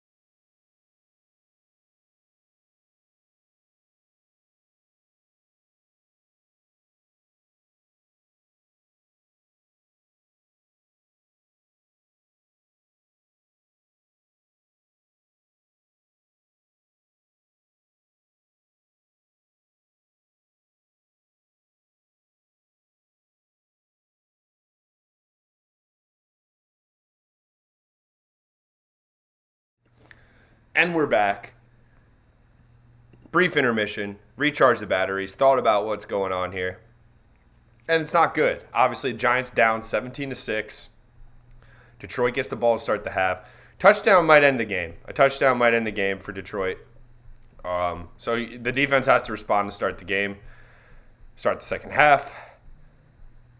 And it's looking bad. I always circle this game as a look-ahead game, as a trap game, and it's showing so far. Undisciplined penalties. You lost your cornerback, your number one cornerback, due to a punt return in Adoree Jackson. Looks like he has an MCL sprain, out usually 3 to 5 weeks is the timetable for that type of injury. So that's just what I saw on Twitter during the intermission here. But that's obviously a brutal injury. Probably a top 2 to 3 player on the Giants defense. So now they're without Xavier McKinney and Adoree Jackson, two of their best players in their secondary. Which was already kind of not their strength of this team, is man coverage secondary. Adoree Jackson was that one guy where you could kind of put him on a receiver and hope to blanket him. Now that is really out of the picture. So the Giants are in trouble. They're going to have to force a turnover. We have not seen a sack of Jared Goff yet. He's been protected very well. He has not, when he's had time to throw the football, he's looked solid. Jared Goff, just really quickly in that first half, he was 11 for 15, 108 yards, no touchdowns, no interceptions. Very solid half from Jared Goff. Amon-Ra St. Brown, his number one target, obviously 52 yards receiving. Wan'Dale Robinson did have 74 yards receiving in that half, so that is a big half for a Giants receiver. Probably the biggest half we've seen from a Giants receiver in terms of targets, in terms of getting open and seeing him a lot. So you like to see that. Jones, 11 of 19, 149 yards, and he did throw that interception to Aiden Hutchinson, which was a key factor in this game, obviously, as we stand here right this second. So third quarter about to get started, it feels like. I feel like it's coming. And we ride. Giants have been a second-half team all year, so if the comeback were to happen against Detroit, I wouldn't be shocked. They aren't a team that really you think to put you away. But like I've said earlier in this game, this is a bad matchup for the Giants. A look-ahead spot going into Dallas on Thursday on Thanksgiving. Huge game. And Detroit, a team you think you should be able to beat, but I don't know. I mean, this isn't a dead football team. This isn't like Houston like we played last week. They have their starters out there, and their starters are NFL players. They're not, waiting for draft picks, Detroit. At least you don't get that vibe from them. So we're about to start up the second half here. Detroit will get the ball to start.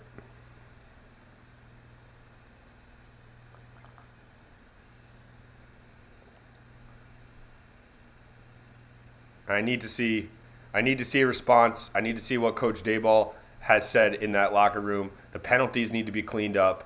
Obviously, bad interception from Danny.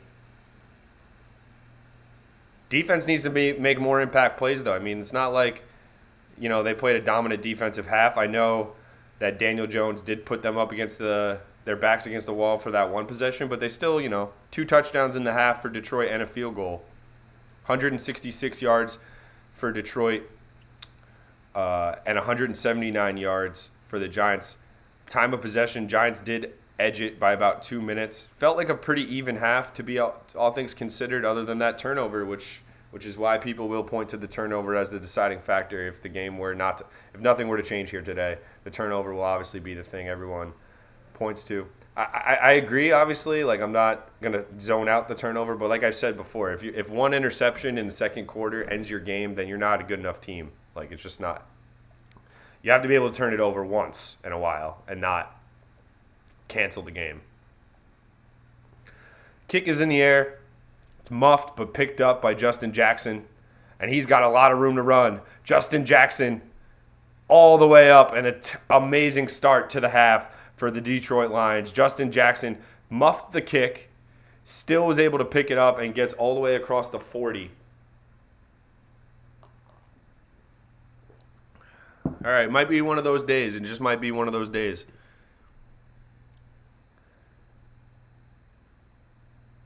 Special teams not good. Penalties all over the place on special teams, on defense, on offense. Interception from Daniel Jones, one of his first in a long time. So all these things factoring into it's dropped. Oh, there was a big play opportunity there for Kabinda, or what is that guy's name? Kabinda, the fullback / like tight end. They've been trying to use him quite a bit.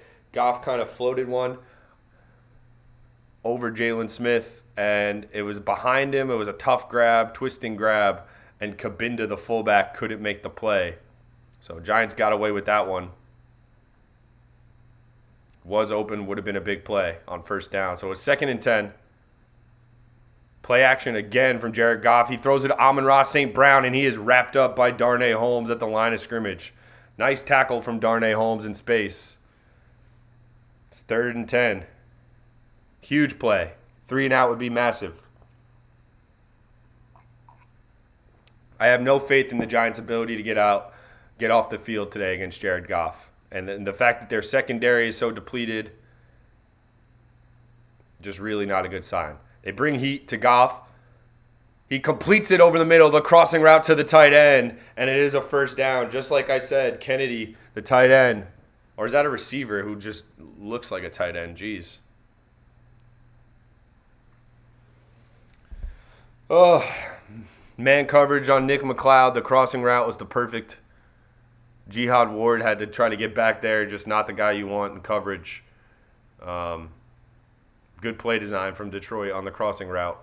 Giants sent pressure, couldn't get home, and they haven't all game. We're going to need to get home on one of these plays and get the ball loose out of Jared Goff's hands. Handoff is to Justin Jackson, who gets 5 or 6. Detroit marching on this drive. Well, and now they're in Giants territory. Horrible start to the half. Great kick return for Detroit to give them good field position. They convert on 3rd and 9 underneath, and now they're cooking.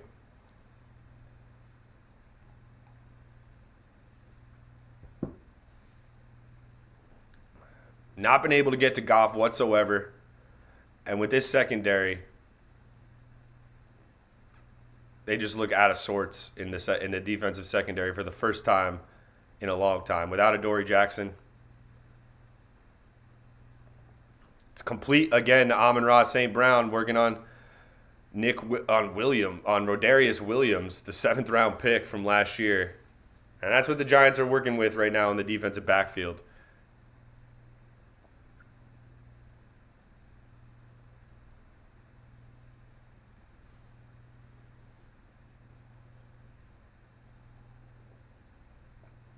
No bueno. No bueno. Me no likey. We need a mistake. We need a crucial Detroit Lions error. Very soon, or else nothing's coming of this game. Detroit hands it to Justin Jackson is running really well for Detroit, and he gets another first down.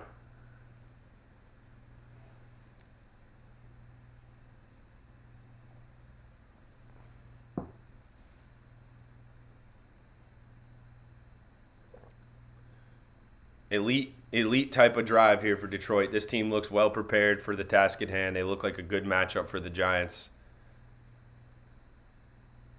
I mean, the Giants are a good matchup for Detroit, I should say. The pitch is to DeAndre Swift. He gets the edge. He might be going all the way. He lowers his shoulder and gets inside the 5. The Giants are getting bullied right now. Absolutely bullied. At the line of scrimmage, the point of attack, the linebackers, the defensive backfield, not good enough for the Giants. 1st and goal, Detroit.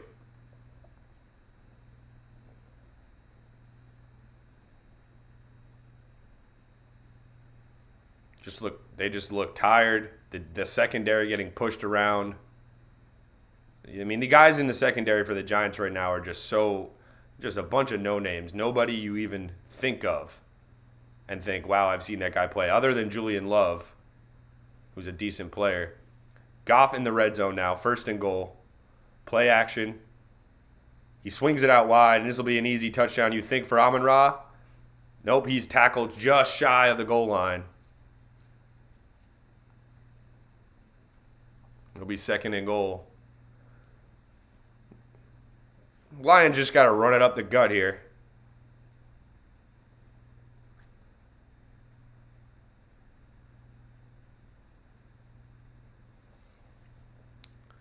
They are just a better football team today, no doubt about it. Obviously, the interception is big, but the defense has not been good enough for the Giants whatsoever, especially on key downs. They have not created any negative plays at the line of scrimmage, have not made Jared Goff move.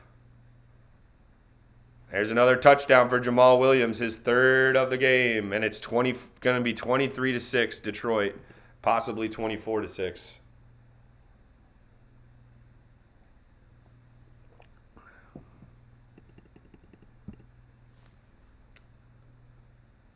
Jamal Williams is a touchdown machine for Detroit. Giants just getting bodied all over the place. Nobody's making plays on defense. It's going to be a long second half, ladies and gentlemen. Long second half. They had one third down opportunity to get off the field, and Detroit completed a crossing route and will add on the extra point to make it a 3-score game.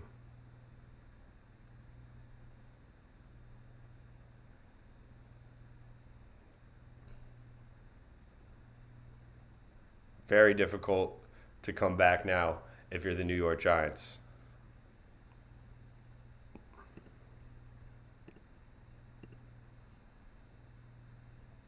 Terrible run defense, terrible pass defense. They're getting torched. Over 5 yards a carry for Justin Jackson and Jamal Williams. So, and over 6 yards a carry for DeAndre Swift. So the run defense has been horrible. Pass defense has been slightly better, but on third downs, they're just leaving guys wide open. They haven't created any negative plays on defense, any whatsoever. And this is looking like a black suit game, like a funeral game for the Giants season. I don't know. I mean, you lose to Detroit, fine, whatever. It's not the end of the year. 7-3, we ride still. We're happy, but this performance today has been very lackluster. And like I said before, one interception should not. I know the timing of it matters and the game script changes, and that's not how the Giants want to play and all that stuff. But it's just, at the end of the day, if you throw one pick, you give up one touchdown in like a 2-minute span, and you're telling me the game's over, then I just have to question that and question what you expect from the season in general, if that's what your thought process is. Because you have to think, if you have any optimism that the Giants can be good this year, then you have to also have some optimism that they can come back from one interception. So it's not just been that one pick as to why they're getting beat up right now and down 18 to the Detroit Lions, who are 3-6. Obviously, a touchdown on this drive, or we're thinking about ending the stream early. Let's be honest. This game is dead if the Giants don't produce something on this drive. I got a bad feeling about this drive. I have a feeling that this will be a strip sack drive or something like that, and that'll officially put this game out of reach. A turnover on this drive or a 3-and-out, you're just canceling. Your game's over. The possessions are not going to be enough. The way your defense is playing, you have to score a touchdown on this drive. You have to. Not saying a comeback is even possible, but who knows? If you make it a one-possession game going into the fourth quarter somehow, some way, or even close going into the fourth quarter, cut it to 10 or something like that. They're getting outplayed on special teams. They're getting outplayed. Their defense is getting beat. They cannot fit the run right now. Jamal Williams and the 3 running back system that the Detroit Lions have running right now with Williams and Swift and Justin Jackson has been really potent.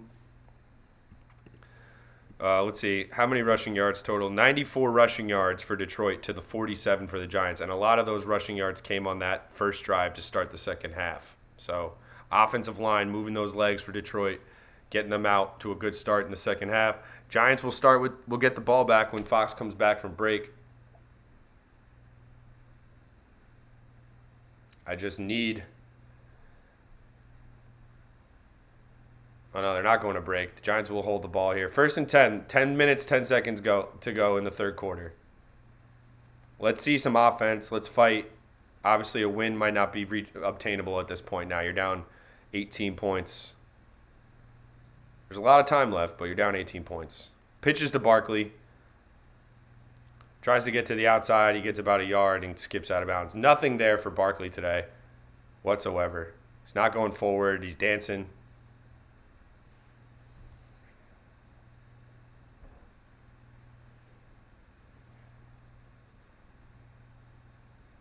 Definitely the best run defense we've seen somehow from Detroit this year. Jones dumps it off to Barkley. Barkley breaks a tackle, gets about 5 or 6, and it'll be 3rd and 4 for the Giants. The Giants consistently are facing third downs. They face way too many third downs, and they say the best way to convert on third down is to avoid third down entirely. The Giants do not avoid third down enough because they leave too much to risk at 3rd and 4 now. Jones completes to Darius Slayton. Slayton holds onto the football and gets a big chunk for the New York Giants. It's a nice throw for Daniel Jones to Darius Slayton. This will definitely be a garbage time game for Daniel Jones at the very least, and a game where he can, and Slayton almost dropped that, a game where he can at least put up some yardage and throw the ball a bunch because they have no choice the way this game has gone.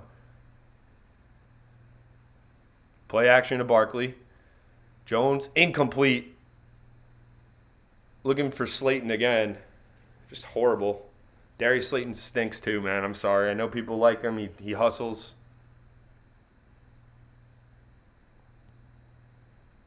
And he looks good next to the rest of the Giants receivers, but he was open there. I don't know if Jones just missed him. I have to watch the replay, but just didn't look good, Darius Slayton trying to approach the catch there. Handoff is to Barkley. He jump cuts and gets about 5 yards.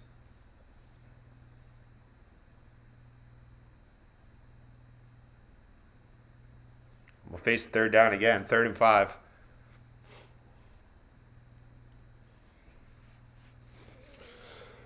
Who wants to make a play here? Who wants to make a play?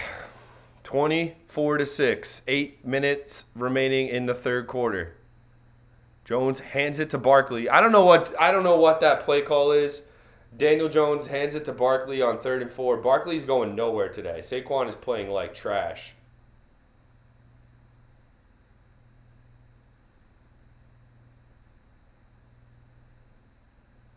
It's 4 down territory, I guess. Saquon needs to just run straight, man.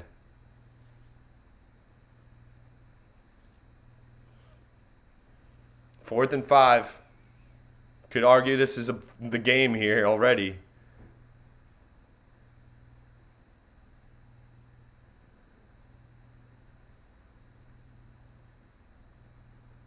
Jones throws it over the middle. It's intercepted.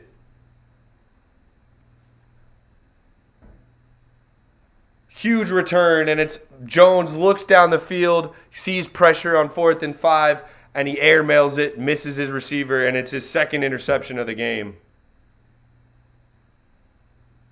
Definitely a bad, horrible throw. Sailed on him.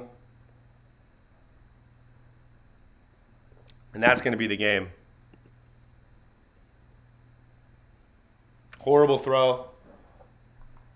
No doubt about it. That's 2 bad throws from Daniel Jones. 4th and 5. I hate the play call on 3rd and 4, though. On 3rd and 5. I'm not like, no doubt about it. Daniel Jones, shitty throw, terrible decision, terrible throw, all that. Repeat, spam, all that. Say that all you want. I'm not sitting here debating that was one of the worst throws he's made all season long. No doubt about it. But 3rd and 5, you run it to Saquon, who's averaging like 1 or 2 yards a carry so far today. Tough sledding, man. Tough sledding. Not the Giants' day whatsoever. It's going to be a long second half. A long second half now. 2 interceptions for Daniel Jones. Took a shot.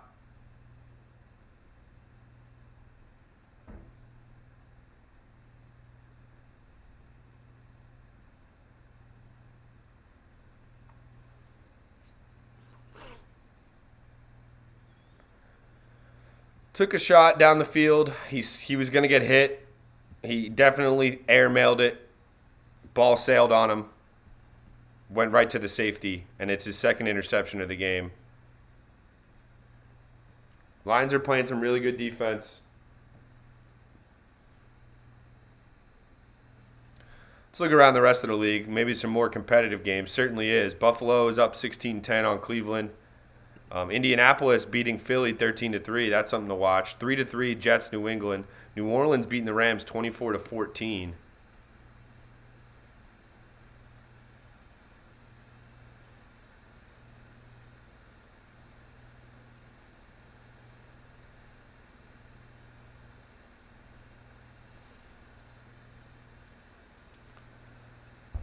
Horrible throw from Daniel Jones. That was worse than his first one, I think. In terms of just like, I don't know, the read might have been better because if a perfect throw, maybe he completes that. But the ball just sailed on him as soon as it left his hand.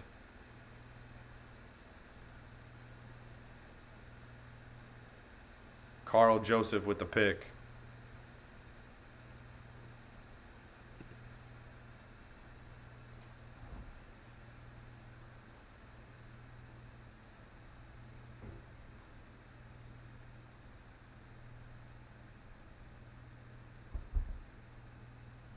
Goff in the shotgun. Over the middle. Almost intercepted. Oh, that would have been a huge, huge play. Goff got rocked, but Goff makes a terrible decision himself on the crossing route. And Cordell Flott, the ball was behind him. The DB almost intercepted it, but the throw was even behind him, so he couldn't make the catch.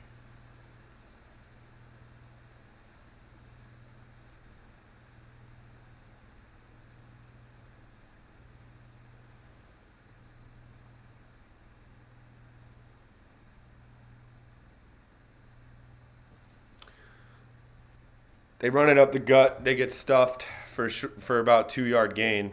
Nothing going on here for the Giants. 2 picks for Daniel Jones. You can't run the football whatsoever. And that's what goes to show you if the Giants can't run it. It's not just, obviously Jones has hurt them today. 2 bad decisions, 2 bad throws. No doubt about it, but it's like other areas of the field have not been good enough either to say that they deserve to win or anything like that. If you just want to blame Jones for the turnovers, yeah, sure, maybe it's a closer game, but they're not winning right now. Goff throws incomplete on 3rd and 7. The defense does get off the field. Why Detroit came out there and threw the ball twice is beyond me. Horrible coaching, and that's probably why they allow other teams to come back. I don't think the Giants are coming back in this game. Don't get it twisted. But Dan Campbell and whoever's calling the plays, I guess it's Deuce Staley's calling the plays for Detroit. You have to run the ball twice there and take some more clock, up 3 scores. Punts in the air. Giants do get a 3-and-out. Richie James lets it go over his head, and it is a good punt. Backspins about the 6. So defense gets a stop for the first time in a while. Jared Goff has a quick 3-and-out. Shaky play calling. I would have ran the ball at least twice on that drive if I'm Detroit. The Giants have not shown that they could stop the run. I think the passing game for Detroit has been okay, nothing crazy. I think you don't want to put Jared Goff at risk when you're up 24-6.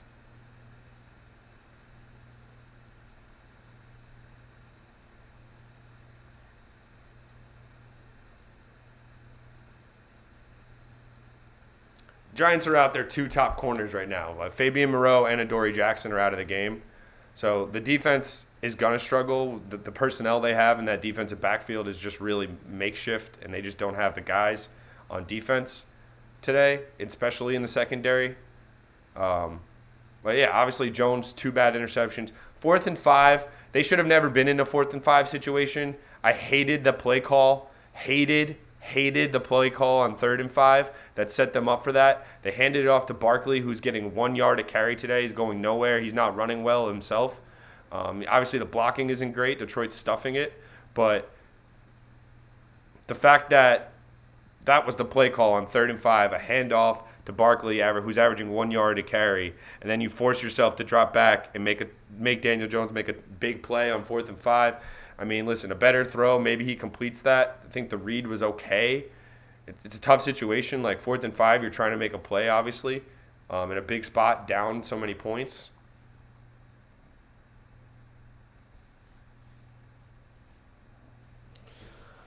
But hey, we want to just see how they finish this out, show some fight, make a couple of plays. Maybe you can get an explosive touchdown or something here, and you get us back. But 6:20 remaining in the third quarter. Daniel Jones has 2 interceptions on the day. His worst day accuracy-wise throwing the football.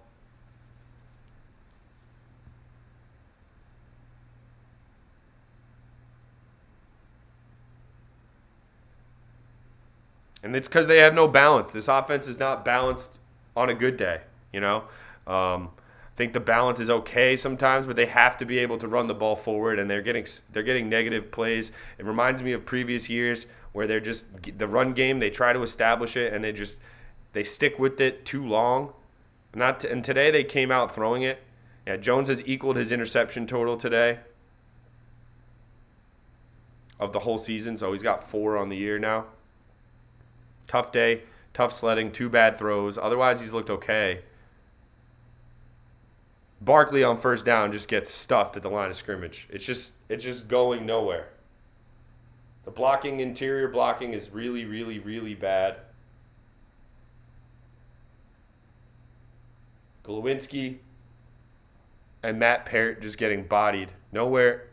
Yeah, Glowinski and Matt Parrott they had a double team on Aleen McNeil, and he just still got through it and stuffed Barkley in the backfield. Nothing going on today. 2nd and 11. Just let this game run out. Wouldn't be surprised if the Giants just started taking knees. Jones in the end zone, looking dangerous. Completes to Darius Slayton over the middle. That's a big play. All right. I was so nervous with how long Jones was holding on to the ball in the end zone there. Aiden Hutchinson was about to get there, but Darius Slayton does get free, and he does deliver the ball on time to Darius Slayton for a 1st down. 14-24, 197 yards, 2 picks for Daniel Jones today. Not been his day at the office. Completes to Wandale there. Short of the 1st down, he'll be about a yard shy. It'll be 2nd and 1. Giants pretty much going to be in hurry up the rest of the game here if they want to have a chance.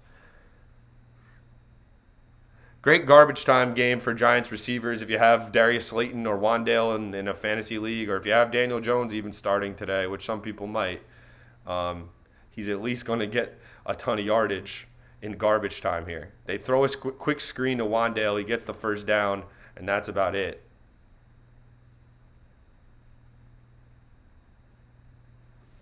Carl Joseph, the man who made the interception earlier in the game, was laying up hurt on that play, but he does seem to be okay. Is there a flag? No flag.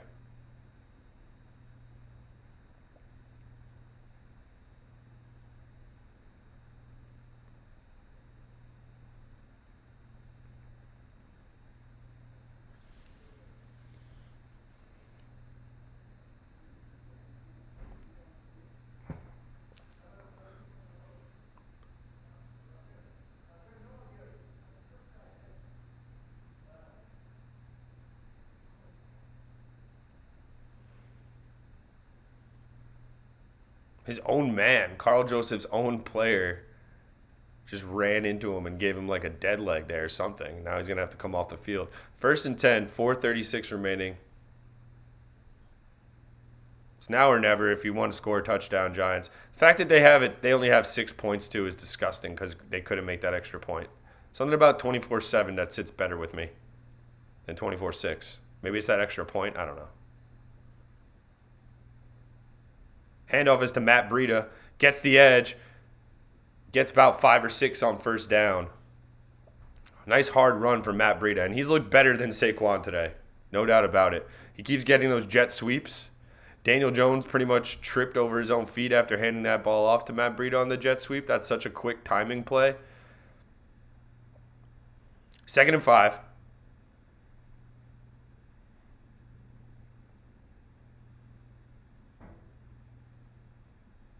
Jones completes it over the middle to Isaiah Hodgins for a first down. And he's giving the first down signal, down 18 points.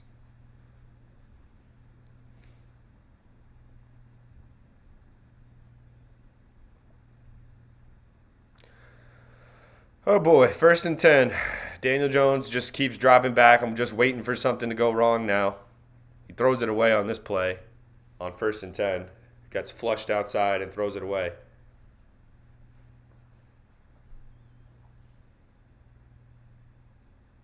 Make sure you guys are hitting that like button. Make sure you guys are subscribed to the channel. I will be trying to do something on Thanksgiving. It's too big of a game not to. Maybe I stream the second half. I think that will be enough. Obviously, dinner time, 3:30 game, just right in the middle of dinner time. So I don't know what we're going to be doing, but I will try to do something. Make sure you're following me on Twitter and Instagram. It's in my description. It's in the description below. 2nd and 10. Jones threw it away on 1st and 10. Got flushed outside. His play clock is dying here. Just gets the snap off. Flushed left. Throws it away. Lions sent tons of pressure. Was not detected. And he had to get rid of that. Alex Anzalone right down the middle. Was coming like a bat out of hell on the blitz.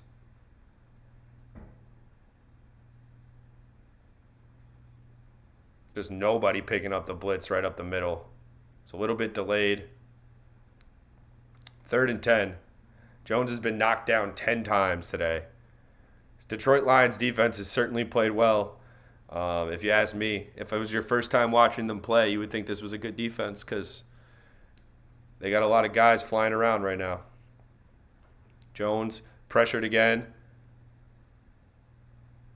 Looking for Wan'Dale Robinson, floats it down the sideline, just too far for him.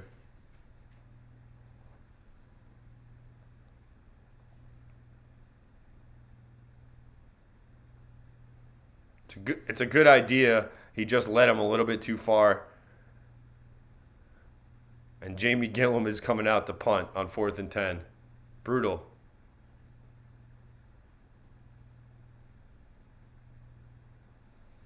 This game is over. That was the drive that pretty much seals it. Unless we get a muff here. We do not. Fair catch by Khalif Raymond inside the 10. That's where Jared Goff will take over when they come back from break. 3 minutes remaining in the third quarter, still an 18-point game. This one's over, folks. Meanwhile, we have a baseball game going on in New England. The Jets and the Patriots are 3-3.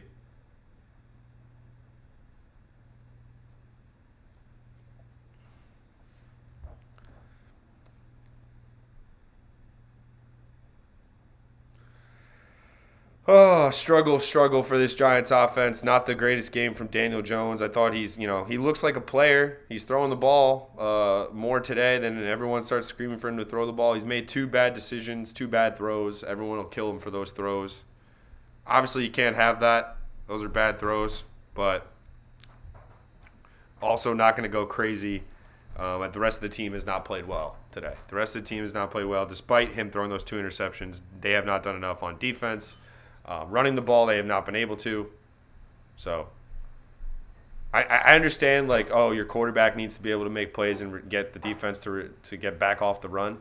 Saquon and the interior offensive line have done nothing today. There's just nothing they can do in the run game at all.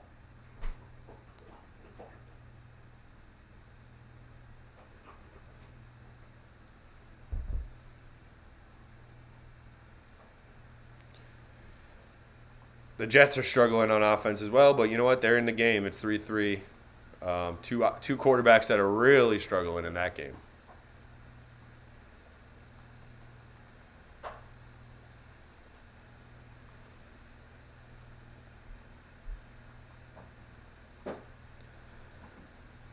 Oh, long day for Giant fans. 24-6. 2 interceptions from Jones. Lions 97 yards rushing. And really, you're gonna have to the defense is gonna have to force a turnover if this game is like at all gonna get interesting. Doubt it does. Hasn't been so far. 24-17. Atlanta's leading Chicago. What a good game that is.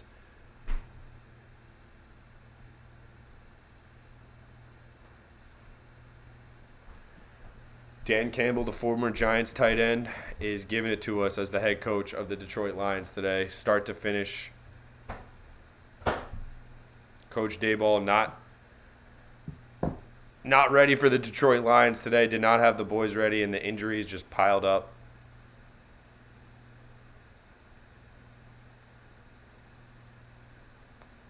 Handoff is to Jamal Williams on first down, and he somehow falls forward for 3 or 4. The Giants are just not getting any negative plays. Even the bad plays, like the explosive plays for Detroit, are just positive yardage, keeping them ahead of schedule. It'll be 2nd and 7 now. Absolutely, it's time to start running the football if you're Detroit. Do not make Jared Goff let the Giants back into this game some way or another.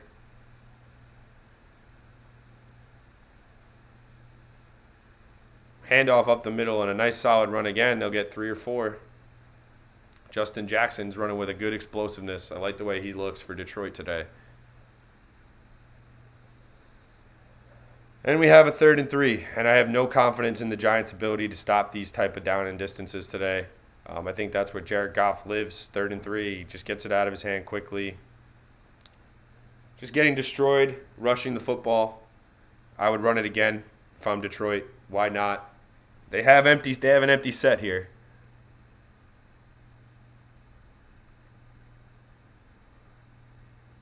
Giants are in man coverage, it looks like. Goff rolls right. Just throws it out of bounds. The Giants had it played well. And it'll have to be a punt for Detroit.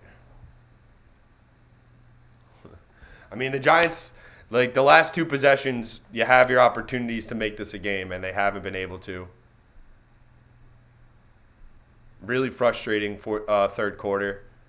They're losing it 7-0 this 3rd quarter, so it feels like it's worse than it is. But you had the ball, you had the 2 possessions, 4th and 5. Listen, bad throw from Jones, horrible play call on 3rd and 5. Horrible play call on 3rd and 5 when you can't run the ball with Barkley whatsoever today.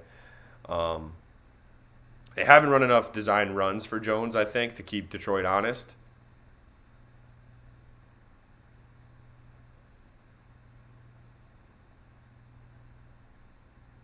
Punts in the air, it gets knocked out of bounds. Giants will have it at their own 32-yard line.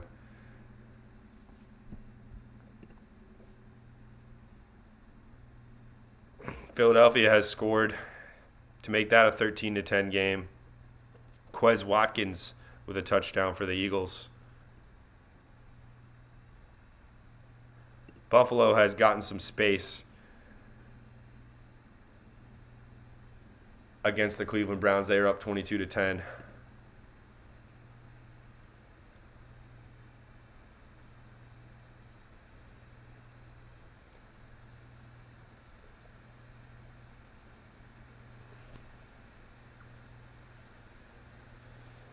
One explosive play would be nice. One guy going to the house one time would be nice instead of this really long methodical offense that we've had to watch all year long.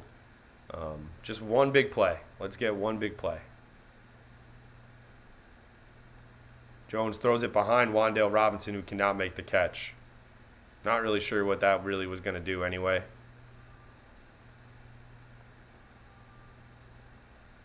Just showing that Jalen Hurts, the Quez Watkins touchdown, was a nice play. And this is the worst game on the slate right now, so totally understand if you guys are not able to hang out too long. But I also appreciate anybody who's hanging out, watching this garbage today, obviously, on both sides of the ball. Not good enough, nothing impressive, nothing dominant, nothing you want to write home about. The defensive line has been a disappointment today. The defensive backfield is obviously extremely injured.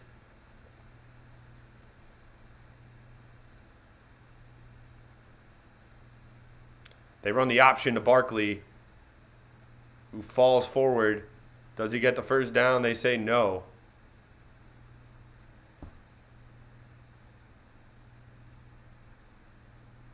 And the Giants have to go for this. Saquon stinks today. Absolutely stinks today. Horrible play call. They do read option on 4th and 1. Sprint option. Jones pitched it to Barkley. This time Jones will keep it. He'll get the first down and more. Daniel Jones gets a big play running the football. I've been just asking for that. Just said, let's get some more rushes for Daniel Jones on the outside to keep them honest because they're selling out interior for Saquon. And Jones has the speed to beat the defensive end.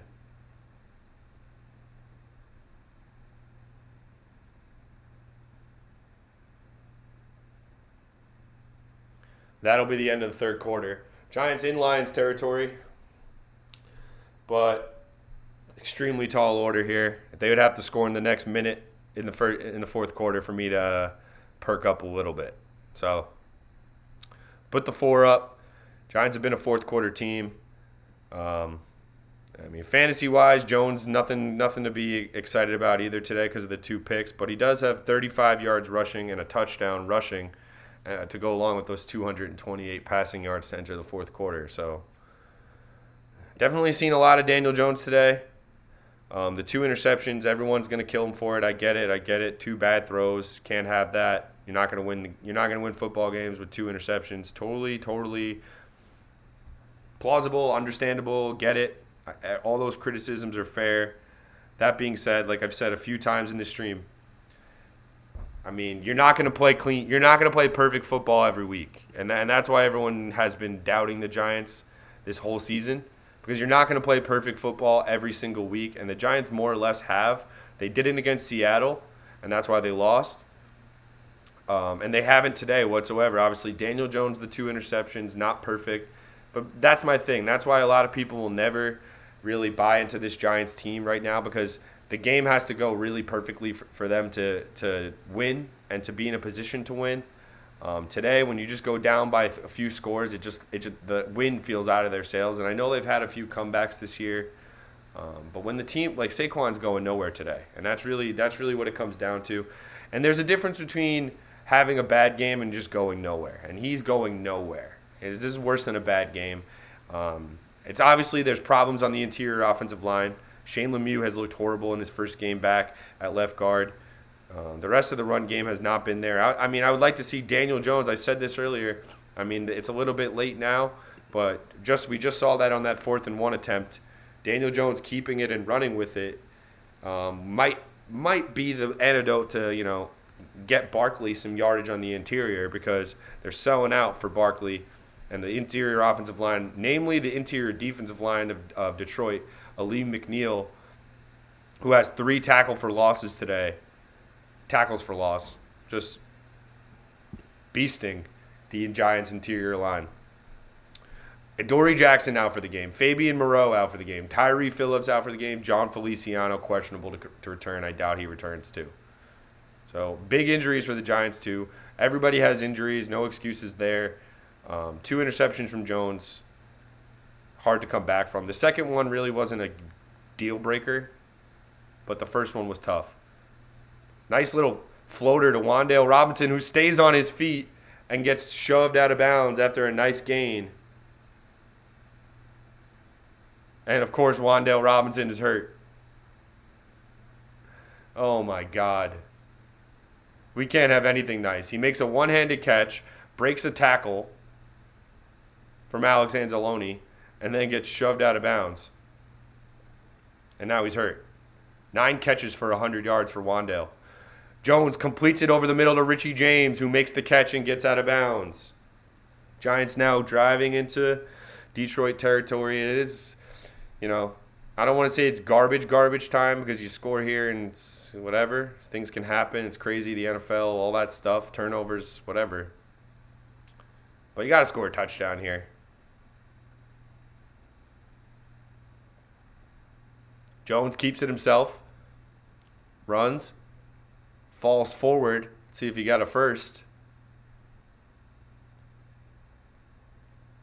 Almost took a nasty shot there. You gotta love. I do love Jones' toughness on these runs. He's not afraid to take a shot for the sake of a first down. They say he's short by a yard.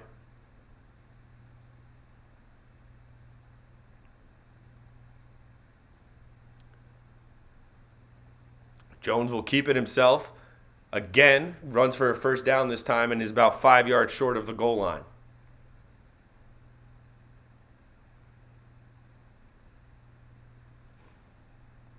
Got to punch this in quickly.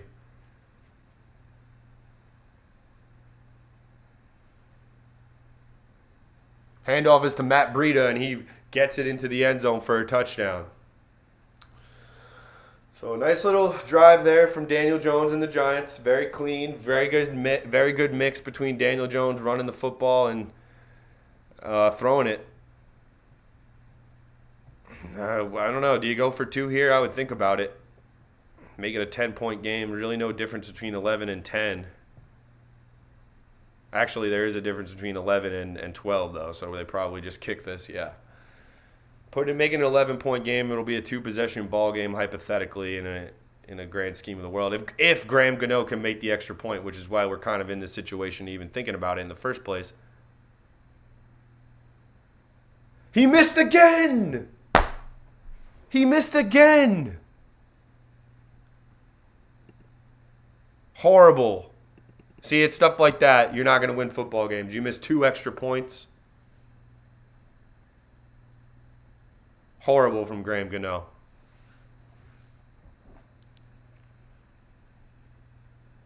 That's brutal. You can't miss 2 extra points like that. The first one, I'll give you the benefit of the doubt. It happens occasionally, whatever.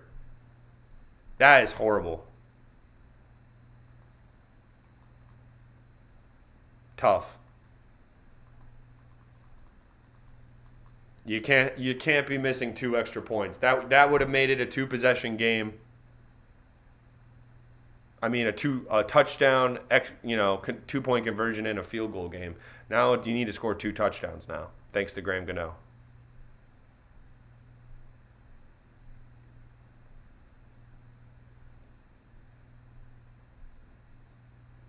Doesn't really matter. You got to force a turnover in this game anyway if you want to, the minute the second half started, you needed to force a turnover at some point if you were going to win this game. They haven't done it yet.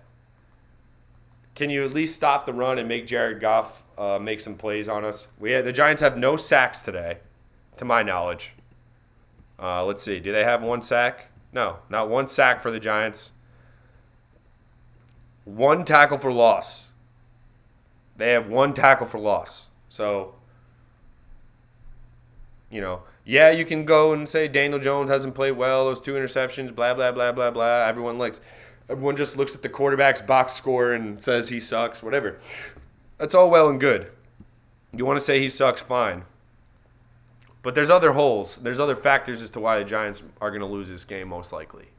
And it's a 12-point game. There's a lot of time left. I don't want to go, it's a 2-touchdown game. You get a quick stop here, anything can happen, blah, blah, blah. I don't see it happening. I hope it happens. I hope I'm wrong. I hope I look back at this and laugh at this exact statement. But it's too little, too late. Garbage time. Daniel Jones, 20 of 34, 254 yards passing and 50 yards rushing. Leads the team in rushing today. Not usually what you want. Barkley is averaging less than a yard and a half per carry today. So no need to look anywhere further than that. And it looks like Wan'Dale Robinson is injured. He rolls his ankle going out of bounds. And he was having his coming out party today. 9 catches for 100 yards for Wan'Dale Robinson. And then he looks like he just sprained his ankle, sprained his IMCL, high ankle sprain, something terrible.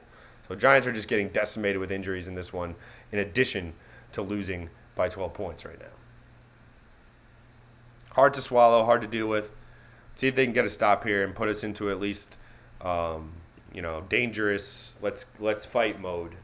We're not in that yet. You got to make it a 1-score game. Graham Gano really just has left 2 points on the board today. Should be a 10-point game, is a 12-point game, thanks to Graham Gano. And usually, this channel, we call him Graham Yes. He's been a great kicker since the Giants have signed him. But today, he's really the first big question mark day for Graham Gano. You cannot miss 2 extra points the way he has. Goff play action, slings it over the middle, and he's got a man wide open. Huge gain for Khalif Raymond.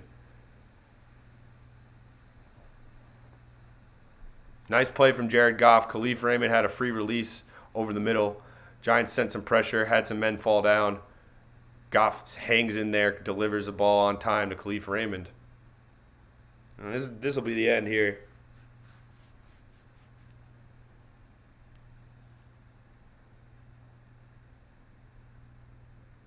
Horrible performance, not good enough.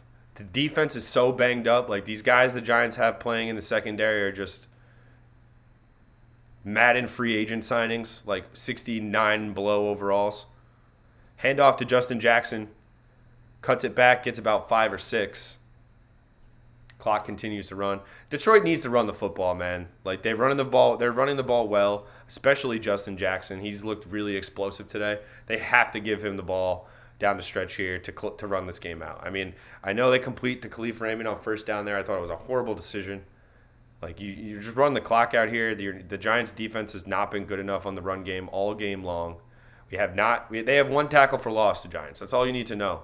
They're not getting penetration on the defensive line. Lions have everything blocked up. Thibodeau, haven't heard his name. Jihad Ward's playing a ton. Giants are sending pressure a bunch, and nobody's getting home. So it's just been tough. They handed off DeAndre Swift on the outside, and Julian Love had it scouted. So it's a nice play from Julian Love. We'll have a third and decent distance here for Detroit. Plays like this that really decide if you're going to get back in the game or if this is just going to be, a slow, methodical murdering here from Detroit. Goff has played a really solid game. He's kind of played a Daniel Jones style game, and in a lot of ways, managing the game, not making tight throws, not making any. He's only made one really dangerous throw to Cordell Flott on that last drive. Here we go. 3rd and 7. Play clock dwindling. Goff gets the snap off. Flush to his right. Rolling. Completes. Big throw from Jared Goff down the sideline to Amon-Ra St. Brown.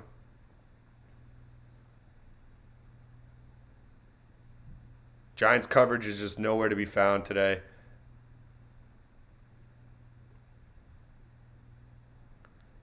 Really nice play from Jared Goff. Got to give credit where credit's due. St. Brown almost dropped that one, but he makes the catch, and they're definitely in field goal range now at least. You gotta force a turnover. Make sure you guys are liked. Make sure you guys are subscribing to the channel. We're trying to do every Giants game for the remainder of the season, win or lose. We'll sit here and we'll pain through the struggle. Hand off on first down, and finally we get a tackle for loss. Tay Crowder makes a play for a 2 to 3 yard loss.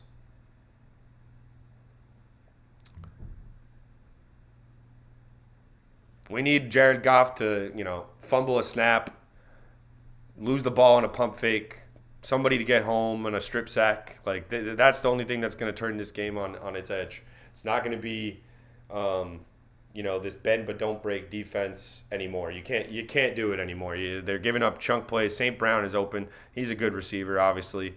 He's going to be good for a long time. Goff gets the snap off. Handoff is to Justin Jackson, and he gets taken down for about a yard or 2 gain. So be 3rd and long for Detroit. Looks like they're comfortable trying to get a field goal here. It's a 2-touchdown game anyway, so making it 15 really wouldn't faze me. The Giants are going to have to get a 2-point conversion at some point in this game, thanks to Graham Gano's horrible extra point kicking today. For whatever reason, decided to wake up and not kick extra points. This is the game right here. I mean, if you don't get if the Lions convert on 3rd and 10 here, just wrap it up, put it under your Christmas tree. Congratulations, Detroit Lion fans. You guys played great today and all that jazz. Goff has been good on 3rd down today. Drops back, airs it out. He's got a man, definitely. It's almost picked off, and Julian Love couldn't make the play. Oh, they could have saved points. Julian Love drops the interception, and it's 4th and 10. Oh, Julian Love had it read. It was a floater from Jared Goff. Just as I said, he's played well today. He makes a terrible decision in field goal range, and the Giants don't make the play they need to. And that's a microcosm of today's game totally. And it looks like Detroit is going for it here on 4th and 10. Are they just going to try to... This is a crazy call if they actually go for this. They will not. They just bluff the snap, and they'll take the 5 yards. So I'm assuming this will be a punt now, and they're just going to pin the Giants back. They didn't show up for today for sure. When Gano is missing kicks, you know it's bad. Yeah, I mean, listen, there's so many aspects as to why they lost the game. Obviously, Daniel Jones' interceptions. But when Graham Gano is missing an extra point to start the game, you already know something's off. The guy's been money since he's been a Giant. Now he misses 2 extra points today. No understanding why. No idea how that happens twice to a kicker of his quality, to be honest with you. So we're in trouble. Game's pretty much over. Kick goes in the air for a touchback. It is a 12-point game. So, and there is 8:45 on the clock, and both teams have timeouts, the 2-minute warning, and all that stuff. So, fingers crossed. Like there's life here. There's a fight. There's a fighting chance if the Giants can score a touchdown here.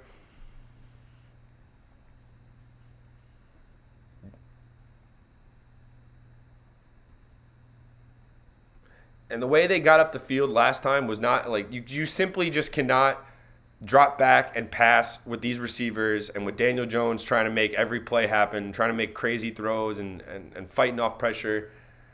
You cannot put yourself in that situation on these drives. So they did a good job getting Jones on the edge, running the football last drive. Instead of committing to Saquon, Jones started to keep some of those option plays, and he started getting chunk yardage down the field. He's been throwing the ball in terms of yardage and big plays. This is probably, I don't even think I have to look this up. This is easily his biggest yardage game so far, and there's 8:45 remaining in the fourth. But the 2 interceptions loom large. The first one, of course, set up a direct touchdown. The second one, all right, 4th and 5. And I've said this 10 times already. I'm going to say it again. I hate the play call on 3rd and 5 from Mike Kafka. It was a handoff. I know they were probably going to go for it on 4th down regardless, but it's 4th and 5. The way that Saquon has run the ball today, he's averaging less than 2 yards a carry. So you have to understand that as an offensive coordinator, the goal was to get 2 or 3 and make it 4th and 1, 4th and 2. They were unable to do that. They ran the ball on 3rd and 5. They got no yardage out of it, and they forced Daniel Jones in a 4th and decent situation. And he tried to force one into tight coverage, airmailed it, and the rest is history. So make sure you guys are liked. Make sure you guys are subscribed to the channel. I really appreciate. We're on the road to 200 subs. We're grinding this out organically. I am not, going to lie to you and act like this is going to be a 1 million sub channel in the next 3 weeks. No. The more content I put out there, the more love I'll see from you guys. So I appreciate anybody who's there right now watching me suffer for the last 45 minutes to an hour, because it hasn't been good. It hasn't been good. Giants did score first, and then it's really been Detroit Lions ever since. And they're playing catch up. So 24-12. Graham Gano, 2 missed kicks. It should be 24-10 right now. If it was 24-10, obviously you think there's a real chance of something happening in this game. But now you're in big trouble. 24-12, 8:45 remaining, fourth quarter.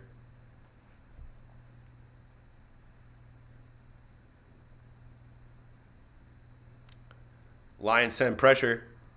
Pass is dropped by Darius Slayton. Just dropped. Hit him right in the hands, dropped it.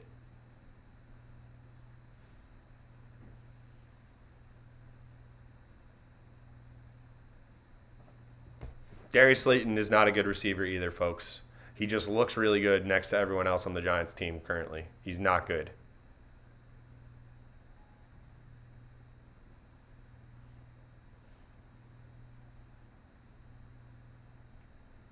Jones just throws that one out of bounds on 2nd and 10.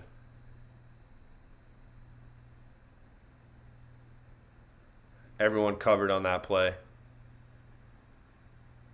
And thanks to Darius Slayton just dropping a curl route on 1st down, this whole drive has probably exploded.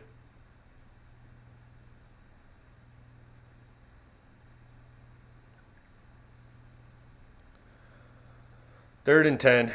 Giants are 4 for 12 on 3rd down today. I just don't like their chances of converting on this. Jones has dropped back 36 times today. And we have a false start.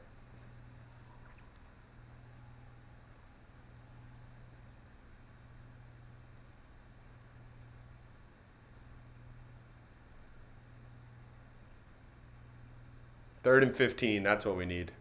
Matt Peart moves early. It's 3rd and 15. This game's over.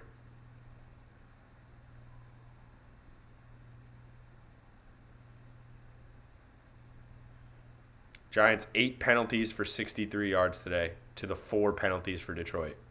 So it's a complete total team effort on sucking today. Not just Daniel Jones, not just one guy or another. Jones completes on 3rd and 15 to Isaiah Hodgins. Oh my goodness. What a conversion.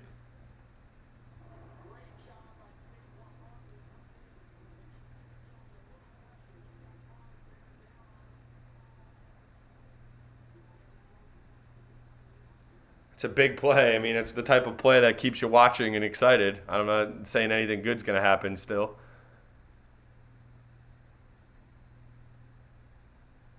Hodgins, did he fumble? They say he fumbled.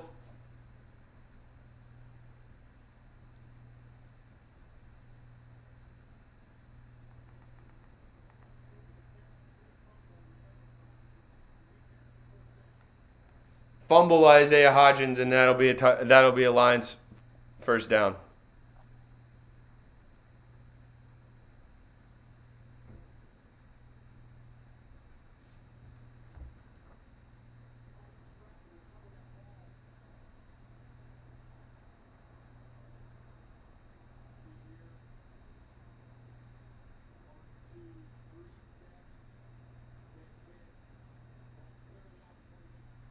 That's a fumble. Aiden Hutchinson recovers. Horrible, horrible game. Cut him.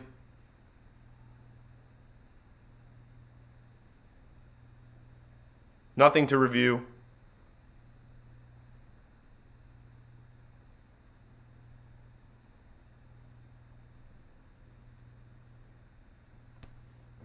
See you, buddy. Nobody makes plays for this team. Nobody makes a play for Daniel Jones ever, man.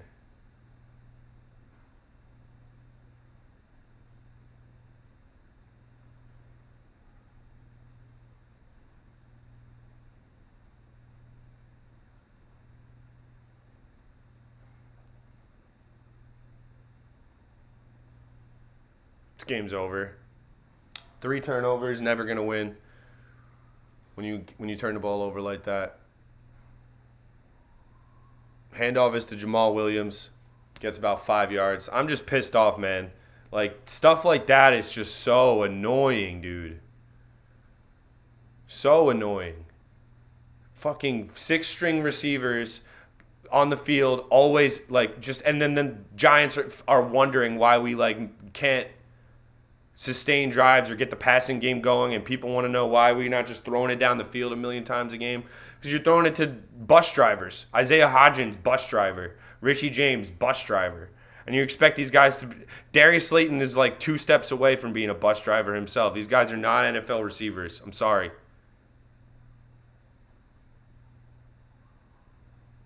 Justin Jackson on 2nd down. He's going all the way.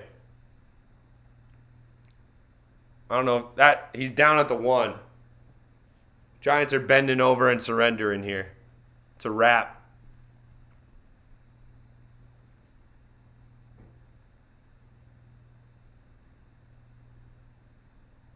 It's a formality now. Bus driver, wide receiver fumbles. Listen, Jones put them behind the 8 ball today. All that crap, 2 interceptions. Yeah. I get it. All right. But simple underneath routes to receivers, like when you're trying to build a drive and just like the guy fumbles on impact because he's a bus driver. DeAndre Swift cuts it outside and he gets wrapped up.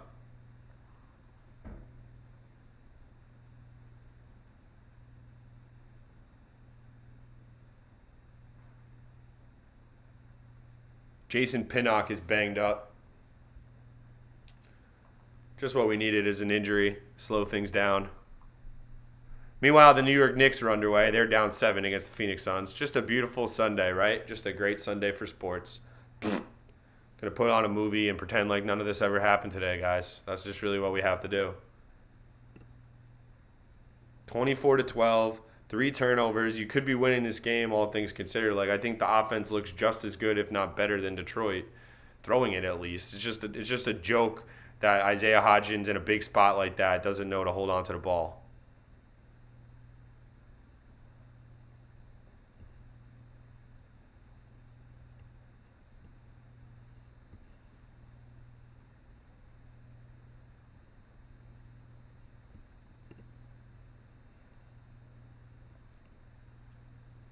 I'm struggling, man.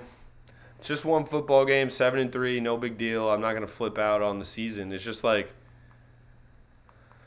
oh man, it's so frustrating when you see the quarterback finally dropping back, throwing it. I get it. He threw 2 interceptions. He didn't help himself that much today either, but he's made enough plays to at least keep them in the football game. And you have something going on like that where the receiver just underneath route, as soon as he takes 3 steps, helmet on the football, and it's out. And that's what happened. Of course, Aiden Hutchinson, who's just like an opportunist right now. I don't think he's played that well, Aiden Hutchinson, despite what people will tell you. It's not like a sack machine. He hasn't been in the backfield all game. He's just a smart football player. He's got a nose for the ball, clearly. 2nd and goal for Detroit.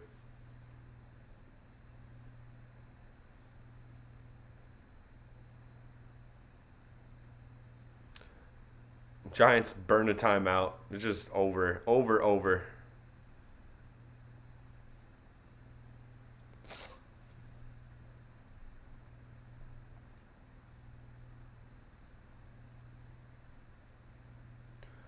24-12, 2nd and goal. The Giants burned their first time out of the half with 6:13 remaining in the 4th.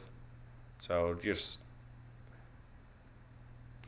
problems piling up. This game is just about over here. Handoff is to DeAndre Swift, and he walks into the end zone. Giants defense is quit today, folks. This is the first time all season you could say the Giants have quit.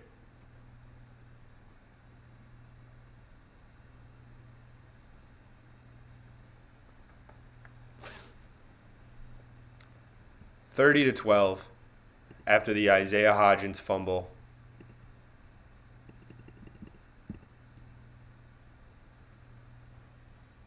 Horrible performance from the Giants, and they have to turn around and play in Dallas on Thursday.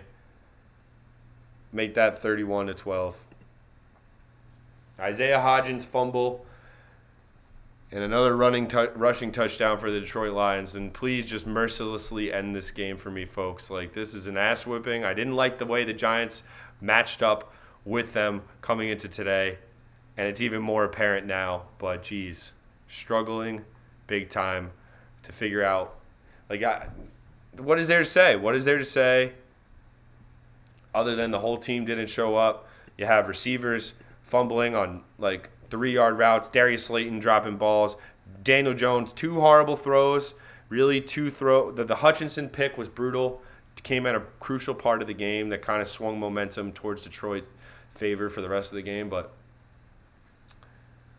start to finish, I mean, like, how you give up 141 yards on the ground the Giants have allowed today. That's never going to get it done. It's just never going to get it done. I don't care what anybody says about, oh, Jones has to throw less. I mean, yeah, of course he does, but the defense played horrible against Detroit. I was worried about that from the beginning. Any offense that is actually two-dimensional, based on the Giants' talent, any offense that has any balance, like, say what you want about Detroit, they are a balanced offense. Goff isn't awful. He can hurt you in play action, especially when you establish the run like they have today. So just a general ass whipping.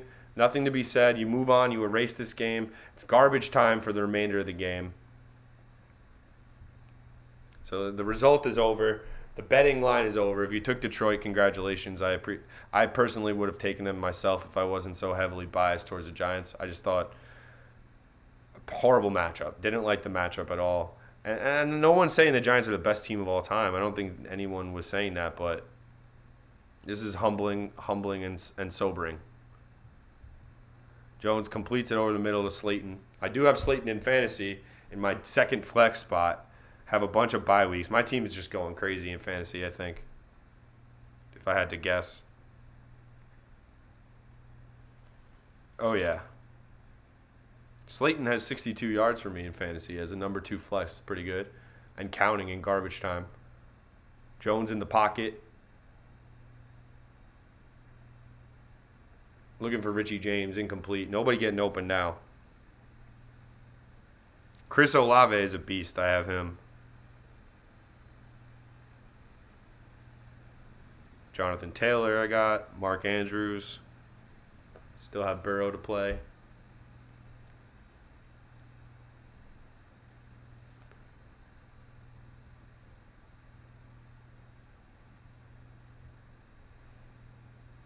Oh, they get a 1st and 10 on a penalty there. So that's nice. Detroit gifts them a first down. It's all a formality here. 5 minutes remaining. Giants down 3 scores. Jones steps into a throw, completes it to Richie James for a first down.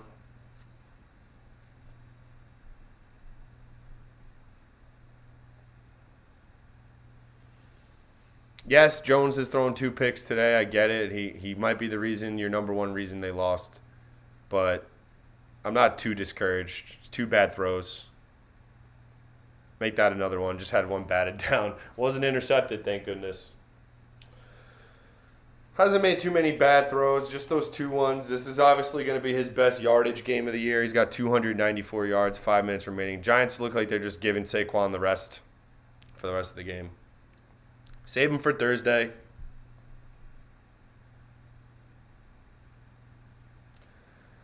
Yeah, I mean, listen, Gina, I understand. I hear what you're saying. You just look at the records and you think Detroit should lose to the Giants on the road. But as a Giant fan, this has kind of been coming. We kind of know how we have to play. We have to play perfect football to have a chance. And we didn't today. 2 interceptions from Daniel Jones. We obviously just had a fumble from a receiver. The run defense hasn't been good enough. And listen, Detroit is a feisty team. They're not the one, they're not one of these teams that you just roll over, I feel like. Even if you are one of the better teams in the NFL, I don't think you just roll over Detroit. Jones does get a nice little back shoulder fade there to Darius Slayton down the sideline for a first down. So garbage time Daniel Jones is going to be something to behold right now. It's been garbage time for like 40 minutes. But he does throw a nice touch pass to Slayton there, and Slayton is up over 86 yards. Now that Wan'Dale Robinson is out, I believe he's out. I haven't seen him come back. Richie James is out there. Darius Slayton. Hodgins with the bad fumble on the last drive. Aiden Hutchinson is banged up. How are your Saints doing, Gina? I think they were doing well last time I checked. Chris Olave is a beast. I got him in fantasy. I know he's doing well. Wow, Saints are up 7. It looks like they're going to win. There's only 6 seconds left. So good luck to you and your Saints, Gina. Make sure you hit that subscribe button. I know you're not a Giants fan, but we appreciate all the fans we can get, all the people just talking football, hanging out. Daniel Jones over the middle, completes it, goes right back. Oh, it's Kenny Golladay. Alert the media. Kenny Golladay with his second catch, and he was kind of near the end zone there. Kenny Golladay had a chance. Yeah, let's get it. Giants Saints NFC Championship game. Unfortunately, they can't play in the Super Bowl, but I'd play them in the NFC Championship game if your lips to God's ears. Let's hope. Daniel Jones over the middle to Richie James, and he walks it into the end zone. So nice quick drive for the Giants there. They get a touchdown. Daniel Jones, garbage time fantasy points. That's all you really have to think about at this point. If you're playing against Daniel Jones or you're starting him in fantasy or whatever reason, DFS, you bet on him or something, he's having a big day throwing it in terms of yardage, and now he gets a touchdown on the board. So they're going to have to go for 2 here to try to make it an 11-point game. Thanks to Graham Gano, the Giants are going to have to go for 2 at least twice and convert twice in this game if they're going to have a chance. Jones in the shotgun, Breida in the backfield. Jones Oh my God, he drops it! Make the catch! Make the catch! These guys are bus drivers. Lawrence Cager is wide open. All right, you want to say Jones floated it a little bit here. He's wide open. No, you got to make the catch. You got to make that catch. Like this, I don't want to hear it anymore about Daniel Jones. Like, come on, buddy. What are you doing? What are you doing, man? Wide open in the back of the end zone to convert a two-point conversion. And Lawrence Cager drops it. This is what happens when you sign bums off the Jets practice squad.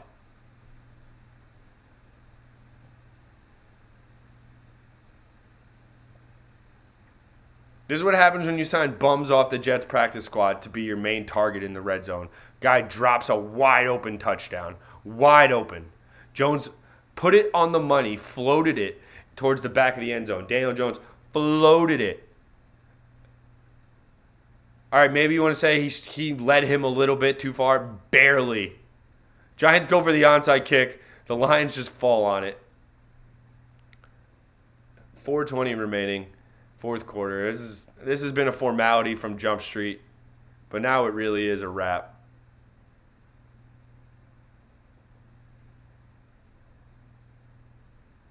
Dude, every receiver on the Giants, they make every single catch look like a nightmare.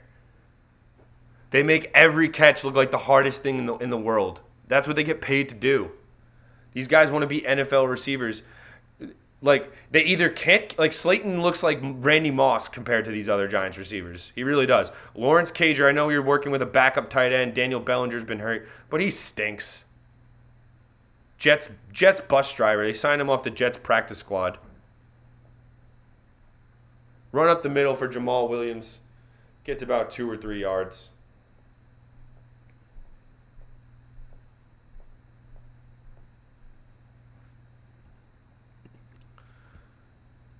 Daniel Jones has 341 passing yards. Of course, it's garbage time, but like the guy's throwing it all over the field. He should have 20 points on the board. He won't. They should have 22 points. They just, after scoring touchdowns, they've not been able to convert 2 extra points and a 2-point conversion now. And the sad thing is the 2-point conversion looked easier than the two extra points. And they somehow failed at all of them. So many reasons to why you lost this game. The Lions are not something special. 3 turnovers and you're still only down 2 touchdowns. Jamal Williams up the middle gets a first down.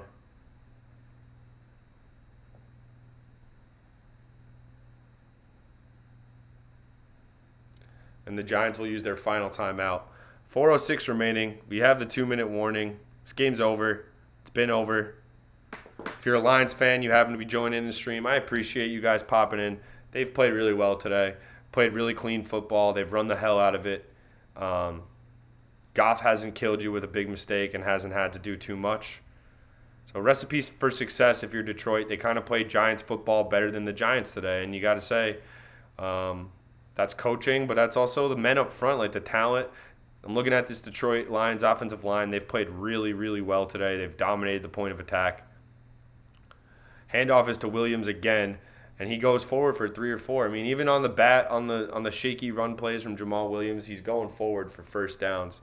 So nothing you could say about the Giants today. I know, Gina, you're a Saints fan. I appreciate that. How the Saints got a W today, correct? Yep, the Saints won. So congratulations to you. 2nd and 6.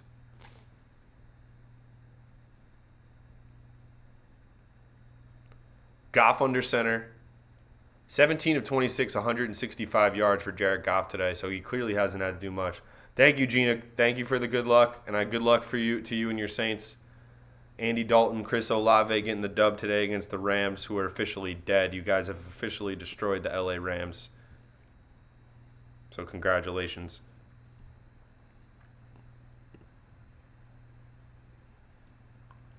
3rd and 5, and if the Giants have any inkling on getting back out there for some offense, this is really where you got to get a stop. Game's over. I would have head to the exits already if I'm a Giants fan. It's too cold to sit through an 18-point game, garbage time like this. They run a reverse and a crazy play call, and they get the first down, and that'll be the football game. Khalif Raymond on the end around. Crazy play call in this. Who dat and go Giants. There you go.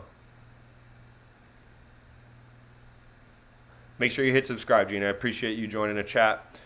2 minutes remaining. It's all but over here. Giants out of timeouts. We have the 2-minute warning, and then the Lions will sit on it.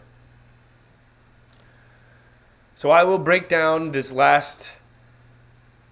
for these last 2 minutes, I will break down the game very quickly for you guys just joining us. I appreciate all the people who popped in today, but 3 turnovers, 2 interceptions from Daniel Jones, and you know what? The first one was really the backbreaker. Aiden Hutchinson dropped back into coverage. The defensive lineman, Jones just didn't see him, or if he did see him, thought he could fit it over him with some touch. Hutchinson made a nice play. Very athletic, gets back, gets his hands on it, makes an interception, and it changed the momentum of the game. It swung the game towards Detroit's favor. Thanks, Gina. I appreciate it. Yeah, so that was the big play in the game. Obviously, an interception. We have the Dallas Cowboys on Thanksgiving, Gina, and I'm going to try to stream at least the second half or the first half or maybe both on Thanksgiving. So make sure you tune in for that. If you have, get a little turkey in you, it's going to be a big game. If Dallas wins today, they'll stay, I believe, 1 game behind the Giants, or they'll be tied with the Giants going into that game on Thursday. So huge implications on Thanksgiving. And yeah, they're playing Minnesota at 4:30, so that's something to watch. Obviously, as a Giant fan, I'll be pulling for the Minnesota Vikings in that one. The Jets are in a dogfight still. It's 3-3.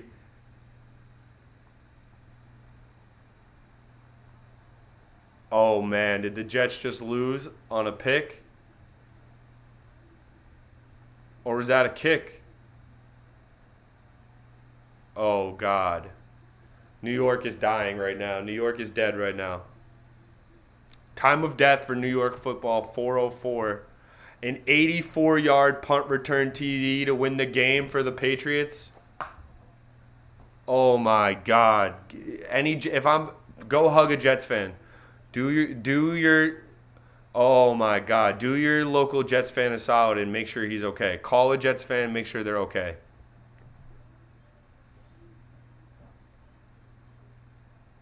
Oh my God, the Jets just lost on a punt return TD.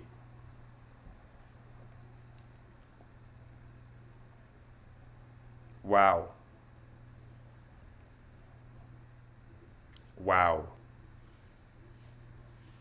I literally just changed the channel for a second. I saw the Jets were tied. And an 84-yard punt return from I don't know, is it Marlon Jones, Marion Jones? Marion Jones is the runner.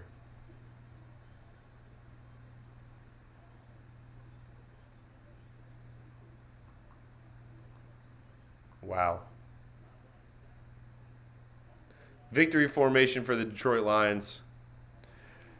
Yeah, so 3 turnovers for the Giants, 2 Daniel Jones interceptions. He does throw for a season-high 341 yards passing. It was too little, too late. A lot of garbage time yardage. But they couldn't run the ball. Saquon Barkley didn't show up, didn't have anywhere to go. Interior offensive line got bullied in the run game. The defensive line for the Giants also got bullied. Jamal Williams and Justin Jackson were able to run all game long on the Giants. And, yeah, Jared Goff really didn't have to do much. So the 3 turnovers in conjunction with the defense for the Detroit Lions and forcing those 3 takeaways has been the difference. I think the Giants, if they play a clean game today, yeah, they probably win. But they have to be able to bounce back quicker and respond. When you throw an interception, you have to answer right back, and they did not do that today. They will go down to 7-3 after a tough loss at home to Detroit Lions. And look, I said this before. If you follow me on any of my socials, I said this will be a tough game. The Lions can score points. They can score points, but they obviously didn't have to do too much today when you have the 3 turnovers, the first one being the crucial one. All right, so make sure you guys are following me on Twitter. I'm going to be giving you the details on what we're doing for Thanksgiving. I will not let this channel go silent for Thanksgiving. I refuse. I have to be doing something. Giants Cowboys, I'll be a nervous wreck. I don't care if the Giants are 3-7 or 7-3. They're playing the Cowboys on Thanksgiving. I'm going to be jacked up for that game. I don't want to embarrass ourselves on national TV against the Dallas Cowboys. I want our boys to perform well. And maybe this was a trap game. This was always a trap game. 3 turnovers from the Giants. Barkley did nothing. Goff didn't have to do much. Player of the game probably Jamal Williams or Aiden Hutchinson, if you're really looking at it from that perspective. Daniel Jones put on like a fantasy performance. He did have 2 interceptions, but it was a lot of garbage time from him. I was encouraged with him throwing the ball today. I thought he made some really good throws. 2 awful ones for sure, but majority of his day I thought was productive and nothing to sneeze at. He ran the ball effectively as well. So that is going to end my day. That is going to end the stream. Giant fans, keep your head up. We go into Thursday at 7-3.